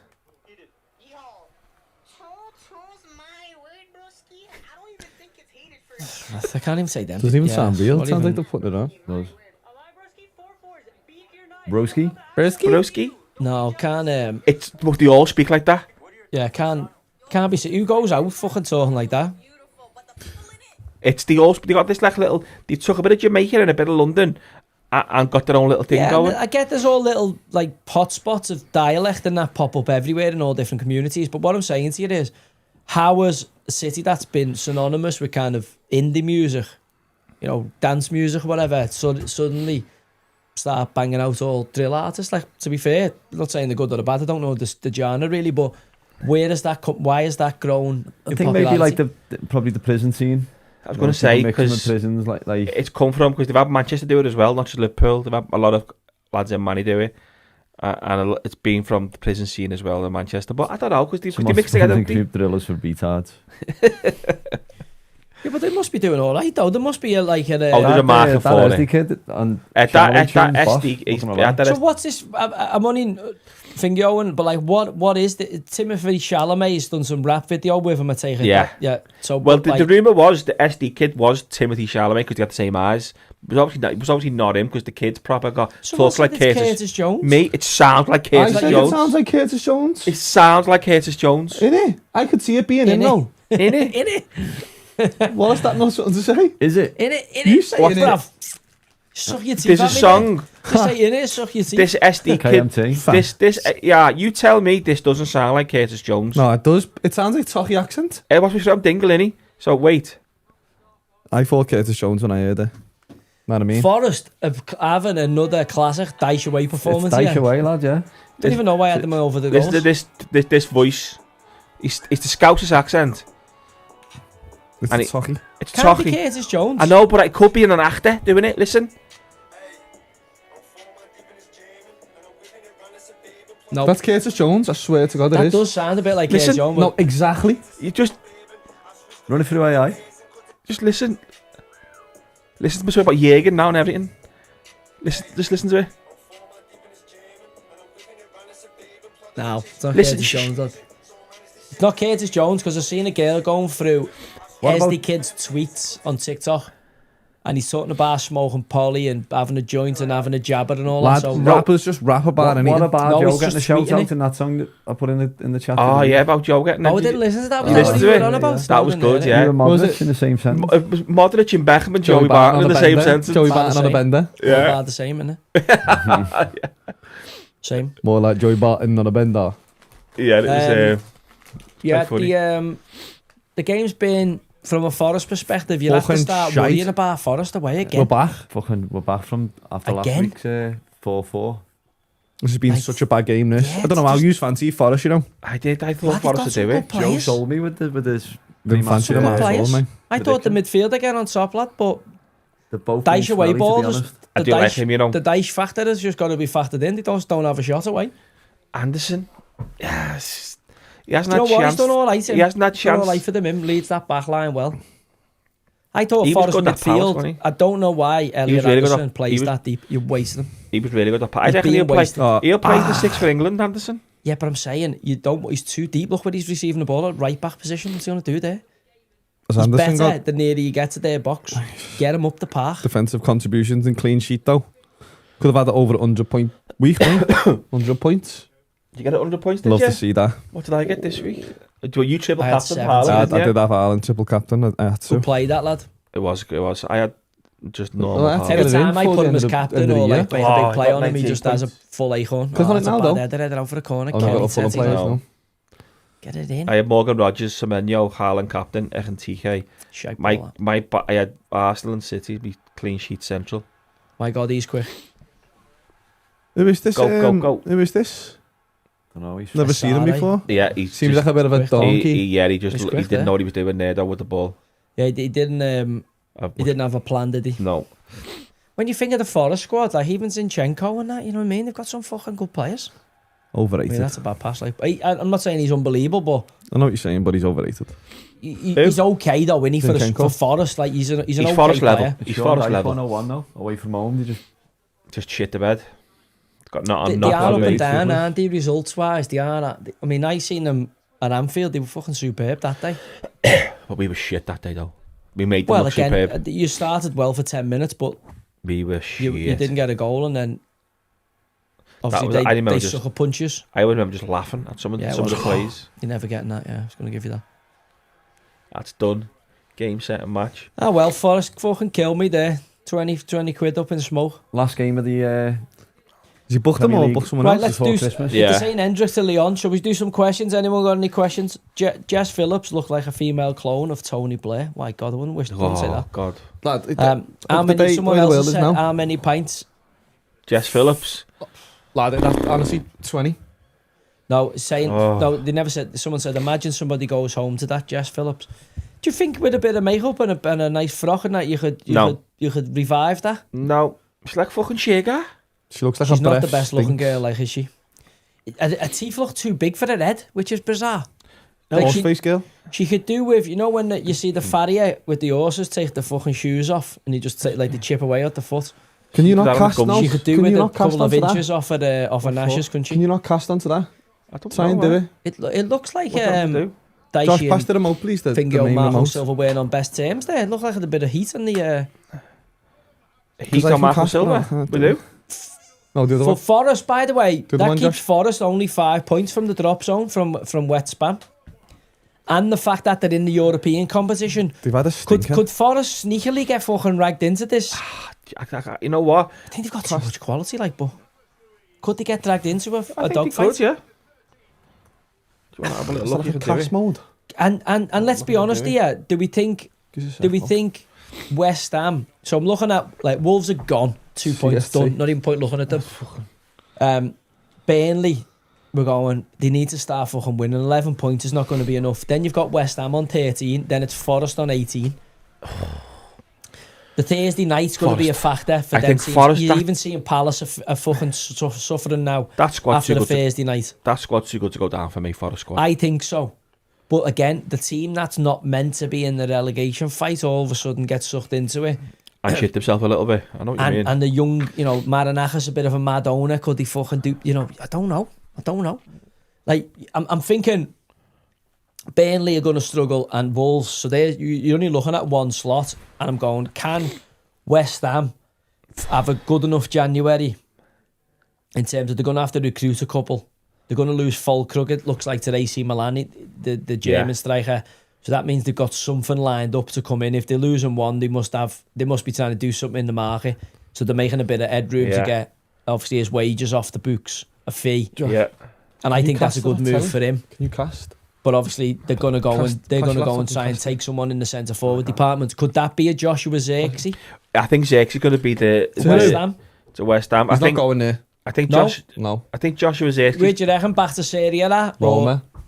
Back to Roma? Roma? Possible? Strong rumours. Everton Ferguson, take Everton. I heard yeah. Evan Ferguson to Everton. That could be the merry-go-round there, Zirkzee goes to couldn't it? Roma, Evan Ferguson goes to Everton. I could see that. Beto goes to see that. Liverpool.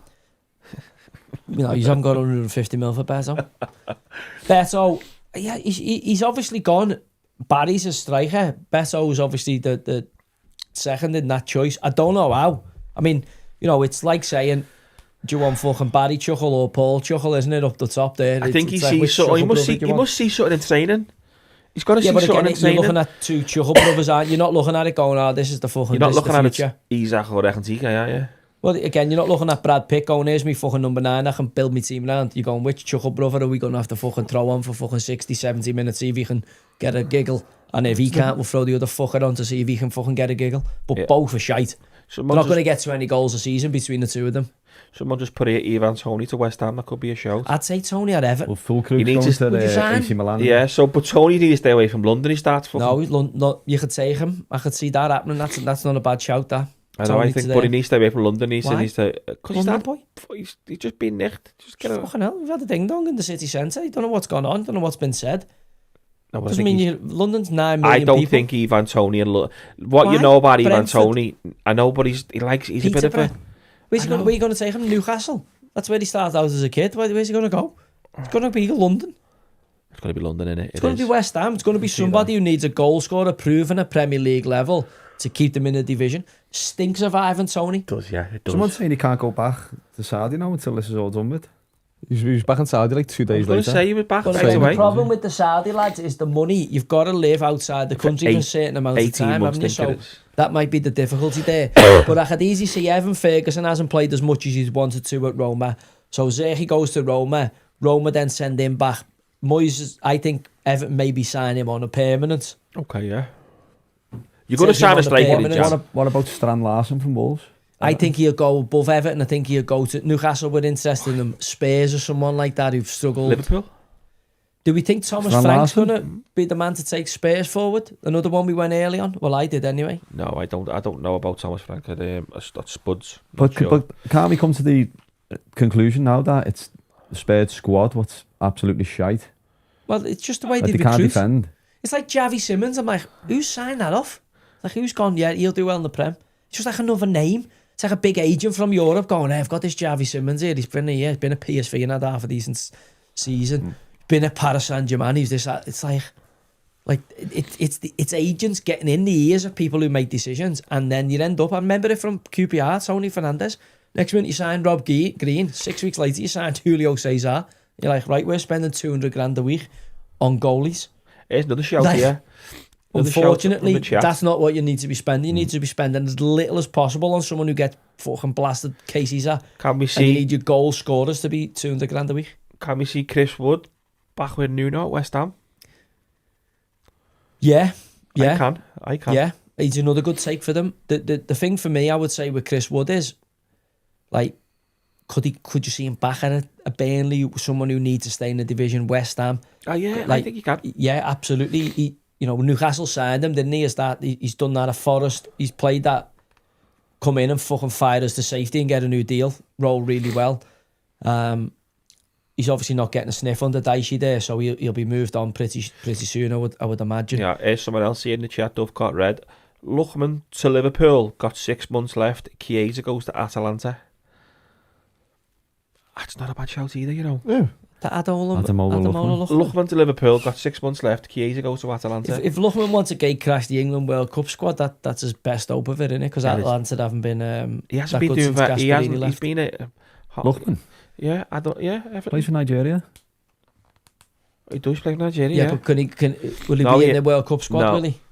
No, he's done. Yeah. No, but so what he's on about here then? Has anyone even seen him linked with Liverpool? No, I was just saying it's a rumour. Luchman to Liverpool, got 6 months left. Chiesa to Atalanta. Luchman to Liverpool. Chiesa to Atlanta. No, Luchman, no. Chiesa's got to move and he's not getting a sniff. Chiesa's got to move for me. The rumour is Slot's just said not having you after the Plymouth game last year, so fuck off. But we'll see. Yeah.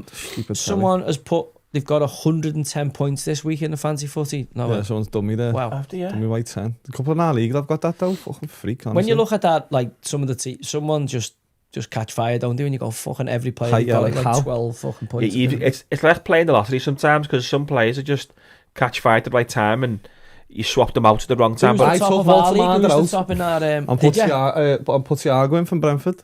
Classic. Yeah. 2 goals as well. Newcastle, bit harsh done by. Do you think the Anthony Gordon challenge was a pen? Nailed on pen. You think it's a pen? Nailed on pen. I don't think it's a pen, mate. Oh. I don't. He can't do that. I know, but it's not that grey area. It's not a grey. That's black and white pen. You can't go shoulder to shoulder. You know how easy Anthony Gordon loses his gravitational force. Still, you cannot do that in the box and get away with it. You can't. There's a little grey area. For me, there's a little grey area. He made no attempt to play the ball. He just went, I'm going to take you out and let's see what happens here. No, I think Gordon's waiting for the contact and can't wait to get himself lashed on the deck. Like, that's evident. But I don't think every challenge. I don't think every challenge or every bit of contact like that for me is a penalty. I think inside the box, it's like the ones where they go in the corner flag and they've got the bat to goal and they fall over. That's nothing like that. But they get given all the time, and we all know it's not a foul. But that wasn't like that. They were running. He was running towards the ball. The ball, and he's just come across, just gone. Have that, bosh. You're not listening to me. We all know it's not a foul, right? But we also accept that you've just got to stay on your if you do it, it's a cheap one to be given. The same way you get in the box here, Anthony Gordon. We know it's probably a foul by in terms of contact. It's a foul. But also he gets his body across and he's waiting for the contact. He's looking for the pen, so he hasn't got it. Not because there wasn't contact, because he's looking for the pen. But he got took out. Outside the box, you might have got a free kick for that, or a chance to clear you from a fucking... You might have got a yellow card outside the box for that. But again, inside the box, for me, there's a higher threshold and it has to be an absolute stonewaller. Like, I don't agree with it. Barry should have had one for Everton because he plants the foot and throws himself on the deck. But even though Saliba's fucked up and made contact, but you haven't lost your leg, because if you'd lost your leg, you wouldn't have been able to put it on the floor to balance. So the fact that you put it on the floor and then jumped as if you stepped on a landmine says to me, you're at the bollocks and it's not a pen. Even though as an Evertonian, I want to fucking see it given. Not every contact for me, lads, is a penalty. Well, we've had pens given from outside the box tackles this year. Well, listen, we've seen the ones where, remember fucking Jota got one when the gust of wind knocked him over? He's got one, he went past the keeper, gust of wind. R.I.P. Jota. We've also seen, as I say, the government rolling out these misogyny, toxic masculinity classes. And again, Josh, like, at what point here do we have to say, get to fuck? Yeah, like, leave the kids alone. Leave the kids alone, like. Hey, teacher. I mean, we're at that point now, if you ask me, in terms of leave the kids alone. I mean, we're already seeing it with the trans stuff in America. Like, teachers reporting boys for sexism. It's like, what? Kids saying mad stuff. What 6-year-old is going to be like, remember that kiss chase and all that when you was kids? Is that now misogyny for like 6-year-olds? You got to tell them, no, you can't play fun games with girls because boys being boys, young boys testing out, kids test out the boundaries. That's what they're all doing, aren't they? And now you're gonna class that as some kind of criminal offence. Like you're getting into terrorism, extremism. Yeah, they are. They're looking at like people like Andrew Tate or whatever and classing them in the kind of domestic kind of terrorism. Yeah, no, they are. 100%. That's what's happening. Because they're saying things that they don't want people to say. Like, surely sunlight is the best disinfectant, and allow people to say whatever and show them to be absurd or irrational or emotional or whatever it is, fucking idiots, if that's the case. But saying you can't do something, for me, would have, the Streisand effect of maybe drawing people more towards it by making it contraband. Don't use it. I think you're right. What did we think about Tate boxing then? What was... I did. We said that before. I think it's an absolute heap of shit.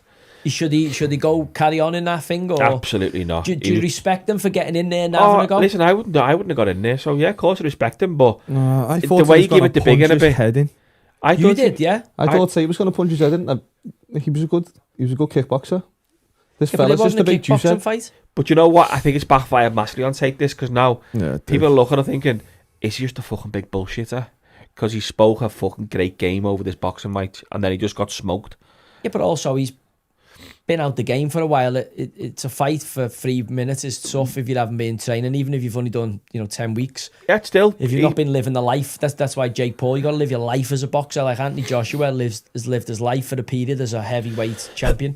You're right, but I'm saying he talked a great game, Andrew Tate, over this fight. He talks a good game anyway. That's what I'm saying. But now he's been smoked.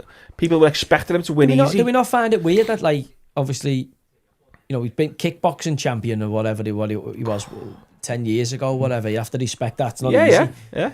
But also, boxing is a completely different, like, skill set. Like, I know there's fighting, but boxers, seen at the paddler, we seen Beefy, didn't we? That skill set, like, you can't say, well, he can just go into the MMA because he's a good boxer. You go, no, because then you've got jits, wrestling, like. So equally, anybody going from them backgrounds, why you'd have to even respect your Darren Tills going, no, I'm just going to go for the boxing specifically. Yeah. And, you know, the fact that he's having a go, I'm not saying he's going to get to be a world champion or whatever, he's got a long way to go in that, but the fact that he's having a go in another sport, like with Andrew Tate, to go, do you know what, fucking fair play to you, because he's obviously got enough money, could have sat on his ass, obviously got a bit overconfident, started believing he's the top G, and he's a bit fucking... and then ended up getting tuned in. But you'd have to respect him for getting in and having a fucking square goal. Yeah, he lost on points, by the way. He didn't get his head punched in. I know, but I mean, he did get... It was an easy... It's embarrassing for him. He definitely finished second based on his face, like what I said. What was Beefy saying? Was he speaking about it or not? Was he speaking about the boxing? we were talking more about who he was going to fight. I was saying, why doesn't he fight Ben again for the trilogy? I'd watch that, because I can't see Ben Eubank. I said, I can't see Conor Ben and Eubank having a fight again. No, never can I. So... Beefy and Eubanks are 1-1, innit? You surely have it decided there, have you then? Beefy... Probably the end of the road for whoever loses. I think that second fight with Beefy and Eubank, there was something not right. Yeah, I think they've spoke about the camp wasn't right, wasn't it? I mean, he clearly was a different version, and so you don't know what's gone on, and as I say, once you get in the ring and you do your ring walk, it's like crossing the white line of footy, is it? No one gives a fuck. No, but he's miles, like Beefy's miles better than that fight. Do you think something was wrong with Eubank in the fight with Ben? But like, who gives a fuck? Once you pick the fight, you fight. But Beefy's miles better than what we saw in that second Eubank fight. Absolutely, yeah. But also, you're not high. You're only as good as your last show. Correct, you're correct. But I mean, everyone knows his games. But then I don't know. He's a little bit older, a little bit. I mean, there Paul was saying stuff about. It just looks like that Eubanks just got a little bit too long in the tooth. So you just don't know. But again, you'd have to say the same about Tyson Fury and Joshua now, but still doesn't mean they can't have good fights that people want to see. Doesn't have to be, you know, world title fights. I'd still pay to watch Anthony Joshua and Tyson Fury fight. Of course you would, yeah. But as long as it's within a year or 18 months, like any further, you go, fucking hell, this is fucking shite. Got to come in walking sticks, yeah. No, but that's what, again, you're talking about boxing and football. Like, I like listening, because Paul Smith's quite active on social media, isn't he? And when you listen to what he tweets about the boxing, you got to say, that's your expertise, that's your field. But the boxing for me now... I like listening to what he says. The Saudis have obviously put the money in, there's a few better fights and all that. But like, when you see, like, the boxing is still dodgy, isn't it? It's still fucking, like... You know, the UFC for me is, if there was a title fight, you're more likely to see it in the UFC. I know boxing's got better at that now. We've just seen Crawford, Canelo, etc. But like the nonsense that we see in boxing, the best avoiding the best for fucking decades. Yeah, I don't think we'll ever see that level again. I think we will. I don't think it's that level again. But I mean, the money, no, I'm talking about the way, because we're looking at it thinking, oh hell, that was a bit one-sided, that Eubank Ben fight, and then Paul Smith's going, well, yeah, I think it's because of this, and that's why I think it's because of that. And you just listen to their expertise in that field, and you think, okay, yeah, that's probably why. Because they've been there, done that, bought the t-shirts, been in them camps, been around them fights, done it all their life. Well, to be fair to Froch, I think Froch is quite good, because he's the one who calls it out. I mean... For me, it's a pen. You can't jump on the floor. I haven't seen this, once you plant your leg, right? So if he just goes... Like if he goes straight down now, it's a pen. Yeah. Yeah. But he jumps. Yeah, like he lands on his foot and then jumps on the floor. I know what you mean, but it's a pen for me. No, because he hasn't kicked your leg away from you. If he jumps now, goes down now, VAR's got no choice. But he might have fucking done his meniscus. He does like a little kangaroo pop, doesn't he? Once you put your foot back down, you could have landed your own weight. Well, if he's landed on his foot and it's sore? No, it's not enough. You stepped on a fucking landmine for me. You can't... Yeah, I know what you're saying. It makes it look By the way, as an Evertonian, you won it, but also I'd be going, that's not a pen for me. I would have liked to got the penalty and I'm done his meniscus. Would have been a bonus. Well, the problem we've got is we need a proper forward, don't we, Everton? There's no way Everton don't sign a forward, Jan. There's no way. I think Barry's been a dud. No way. I'm not a massive fan of this Tyler Dibbling. Still got the Arteta money. Where's the Arteta money? Tyler Dibbling, lads, I said to you, doesn't move right. 30 mil. Not for me. 45. How long is Drewsbury all out for? How much? 45, really? Something like that, yeah. No, 35 Dibbling. Yeah, someone just asked Joe, what's your penalty record in the Prem? Jimenez is 11 from 11. Do you know what? I remember missing one against Aston Villa. Did you miss it or did you save it? Or you missed it? No, I hit it over. Sent the keeper as well and hit it over. And then I missed one at Craven Cottage, actually, against Anthony Niemi. Finish. He's not finished. Not finished. 28. One against Middlesbrough as well. Last game of the season. No, it weren't me. I should have took that. Robbie Fowler took it and missed it. I won it. I put the cross in that won it, the handball. That was when David James played up front. Foul and missed the pen. Yeah. It was on the bench that I missed game. one for Newcastle at Fulham. But the rebound... did the rebound come back to me? I remember you scored one on the bench and at Fulham when you just come. The keeper dived over it. I should have missed it. He dived past it. You took it off Milner. Yeah, I think he dived past it, the keeper. I remember hitting one and the keeper saved it and I got the rebound, but that might have been a testimonial. Have you seen Dingo was just on a podcast? You've been listening to it, Kev Orlock. Kev Orlock has? Yeah. No, I was on my coaching badges with Kev. He was sound, Kev. Yeah, I ended up replacing him in City's team, I think. Yeah, I remember that. So. Yeah, it says you've scored one against Scott Carson and you've scored one against Jens Lehmann. Scored 2 against Jens Lehmann in the same game. Oh, no, wait, Jens No, Lehmann. we went. That was Chesney. No, that was Chesney, that, yeah, sorry. Lehmann, yeah, scored. Well, that must have been early doors, that. He hit the bar in. Lehmann had just come back from, I think, the World Cup, saving pens, centre for the paper. I'm saying Lehmann must have been early doors. Oh, Lehmann's early doors, yeah. Lehmann was just before we went to Leeds and Reading. Remember we went and watched with the Thartics went on there, weren't they? Mike Skinner and all that. Dry your eyes, mate. Just give Lehmann the old dry your eyes, mate. You scored 6 and missed 1. I hit it over though, so that's my fault. Yeah, I know, but the keeper didn't save it. Okay. So I'm fuming because I'd actually sent. I think it was Sorensen. Thomas Sorensen in goal. Yeah. I'd sent him for the bifters as well. So go and get them bifters for us there. You did going high. No, I used to use the middle quite a bit. Yeah, high and in the middle. But I developed a way of taking penalties that I don't think I can miss a penalty. But you did one. I don't think there's No, now I've developed it since I didn't have that full... I had to... What, since retiring? No, I developed it during the course of my career, and if I explain it to you... Unmissable penalty. Especially now, because this was before the rule change of VAR coming in, where the keeper goes early now, you fucking got him on toast. No, but it because obviously there's good ways, like Jorginho and that have taught us another way of taking it with the big jump step. Yeah, Bruno. Everyone doing the stutter step and all that. Stutter step. So there's a few new variants being added to the repertoire, and I'd like to beta test them against some good young Premier League goalies like I used to have at Newcastle with Tim Krul, Fraser Forster and all that. Guys to just keep them behind and go, what are you going to do here? And then I'd let them take pens at me doing what I was doing to them, and I was like, fucking hell, right, I need to do that.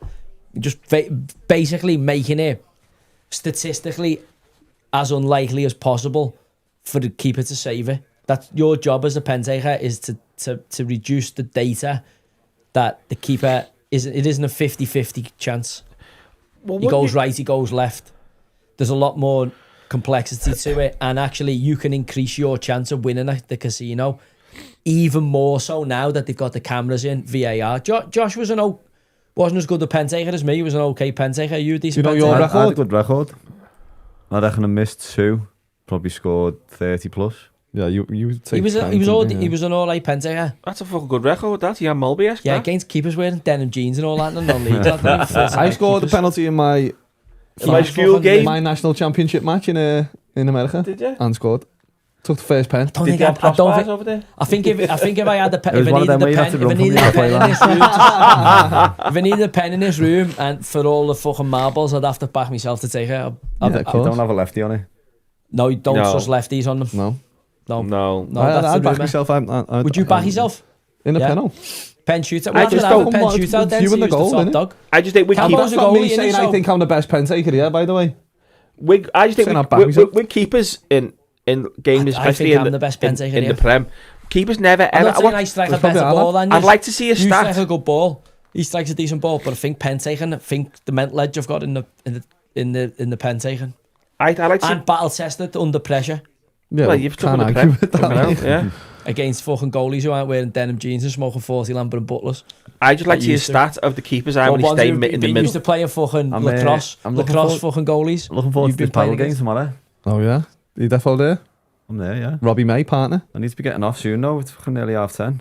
Yeah, we'll finish up at 10:30. Last few questions, anyone, before we get out of here? What have you got for us? I was dying to play that game, but it won't connect. What game? Remember that dart game we played? Like, there's a website. Fucking hell, someone saying here, played British Bulldog in school. It was banned. Too many split lips. Hell, that was a naughty game. I can't even imagine kids playing that now. Could you remember that Red Rover and you used to just get webbed everywhere? That was like, it was like them fucking Eastern European boxing fight. Remember, they used to just go in the field and just web each other. Is there something in that though, like where, you know what I mean, like tough times create tough people? rather than like everything now, like sports day now, everyone gets a medal. Yeah. And you're like, well, is this why we've got Jake Paul's like in fighting heavyweight champions? Because we've gone too far down the fucking inclusive nonsense pottery rabbit hole of let's give everyone's a winner. I just think Jake Paul's poisoned the mind of the youth. That sort of Jake Paul KSI era. They've got they're heroes and icons they look up to now. Yeah, but surely them lads are going to get into like the 30s and 40s and realise like this. We've been fucking putting our faith in Jake the Snake Roberts here. Like this fella wasn't. I was laughing talking about when I took Arnoa when he was a nipper to the WWF in Manchester Arena. WWE. And obviously he was only, I think 10, 11 was you or something? I think we worked out I was 10. You're 14 years older than me. So obviously took him up. We were getting the tickets through the club. Took him up and he's telling me it's fucking real and all. It's fucking real, this. Like, it's not, you know. 10 years old. Fucking is, you know. Fucking, like, not swearing like it is and all.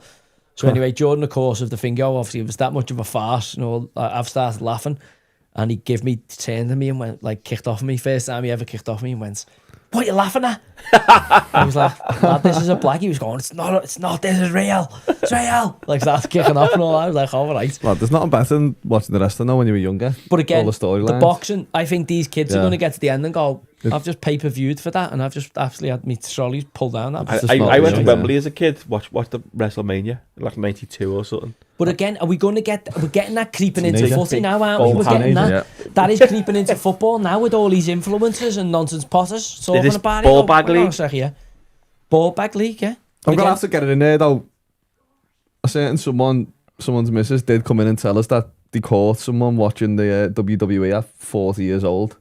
Not one time, by the way. So there's an allegation, isn't it? Well, there's not, because you were laughing and you channel said it was hopping and true. you're like between the NFL and the PJ Tour and all I'll that. let you off if it was the women wrestling. I'd just say, if I was watching wrestling, right, if I was watching wrestling, I would say I watch wrestling. You know me, right? I do not watch wrestling. But when you're flicking channels twice, and the adverts are on and it's a sporting event like the PJ Tour on a Sunday, and all of a sudden you go like that, or you're going off at the footy and it's on, sometimes I'll just leave it on just to see what level of absurdity is going on. You know, there was a thing where all the wrestling birds were like in like page 3 costumes, and like there was like all mad birds with all big fake bangers on there. Now it's just gone like weirdly sanitized. It's like, what's this weirdness? Vince McMahon's getting younger every year, or he was until he got caught with his I've heard you cry when Hulk Hogan. I've heard you cry when Hulk Hogan died. Like there was a point in my life, I think I was into the wrestling, I had the figures and all that, and the ring and all that. Young lad, but I don't think I ever believed it was real after once I got to double figures. Like you see adults when I took Noah, there was adults there going off like it was properly real. I was like, wow. No, it's just like a TV series, isn't it? That's all it is. I remember we were sat right next to the speakers and the entrance. Paul and all that. And the big show. Yeah, it is. Yeah. But people don't see it like that. It's like the ambiguity in that space between them. Jake Paul just found out you don't play boxing. No, he's got his jaws broken. Let's be serious here. How much has he made out of that? 70 mil. Jake Paul has alone. English. Was it $140? Most people would take that filling in off Anthony Joshua for 70 mil. But he could have died, lad. Well, again, some people will risk their life for a lot less than 70 mil, lad. You're right. Would you take a dig off Anthony Joshua for 70 mil? Depends where. No, would you fight him? In your jaw? Would you fight him? You have to fight him, and you have to last over 2 rounds to get paid. Oh, yeah, no, just fucking run. I'll just run away from him. Would you just do what Jake Paul did? I just literally run around the ring. I can't run. Yeah, but you can't jump out the ring and that. You're getting disqualified. Would you just fucking begin? Would you not try and what could you do? Run round in circles. Is that what Jake Paul's done then? I've heard he ran away. Like, I haven't watched it. I don't blame the kid then getting pinged off Anthony Joshua. And don't forget, if Anthony Joshua stood in the air, I'll just take the fall. His head touched that ceiling. Like he's a meathead lad. I've stood next to him. He's an absolute machine. Absolute. I've never seen. But he's a massive fella. Wouldn't want to crack off him. No. For any money in the world, like for 70 million, I don't think I would. 70 mil though. If someone puts the readies in front of you, it's tough to turn that down for the dust. And you've got to last 2 rounds though. Yeah, you've got to make it to the 3rd round. Yeah, it's tough. Just to land any punches. No, Got it, You won't just have to take your count, wouldn't you? You'd Lad, have to go down a just couple of times. You got to go fucking- windmill and then you got to get it. He'd give me an air shot and I'd be on one knee. Like, little You 9 gotta counts go- here, you gotta- You got to take the challenge on there. 70 You million. got to take becoming Stephen Hawking. But it's lasting 2 70 rounds. Like, 70 I'd mil. have to just run around in circles. Are we allowed to train? Yeah, you get 6-12 weeks Fucking hell, training of course. camp if you want. I need 12 6, weeks. 12 Go then, years. wouldn't you? You'd have to have a pop at him, wouldn't you? Yeah. Like, so you can't blame Jakey Paul's there. But it's over for him, lad, and it's done. You can't be taken serious after that. I mean, I don't think anyone ever did, but... No, I know what but you're saying. those who Yeah, were pushing yeah. for him, like, that's the 100%. end of it. He can't be... He was saying he was going to become world fucking champion and was ranked by Still- one he's of the still saying it now, organisations. that's it. He was ranked. Saying he wants Canelo and that still. Canelo would kill. Lad, just keep eating through a straw for a few weeks, then talk about it. No, he's a Right, fucking legend. That's it, innit? Yeah, it's That's good. it. So, Merry Christmas. before Dice gives us the lowdown here of them being abject away from home and absolutely smoking our Christmas bet there, I must wish us all a very Merry Christmas. Hope you have a great time with your friends, family and loved ones. I will obviously be enjoying it from the comforts of me home, as opposed to some of the potential destinations I could have been for Christmas. So I will be cherishing those special moments and enjoy the festive period. We haven't got a Boxing Day game, have we? They've fucked us off. 27. There is done one, away- there's Man U. They've done away with it. Just one game, just is one it? game, yeah. Shite Not watching that. that. It's my birthday, I'm out and about anyway. I know, but it's shit, innit? They used to the coupon, getting Oh, a coupon on the this Boxing Day. for Horse fishes were racing class. Dingo's on Boxing Day, isn't it? Ain't he? Yeah, there's good racing. So I There's might Football League as well, I though. might go racing. I might go racing Boxing Day instead. Because if there's no footy fixture on, a good Boxing Day fixture list, followed by the highlights, is a highlight for me of the Christmas period. So I'll be sad to see that not fulfilled this year. But also that's where we're going with, globalization of our game. So have a Merry Christmas and a Happy New Year, and we'll see you in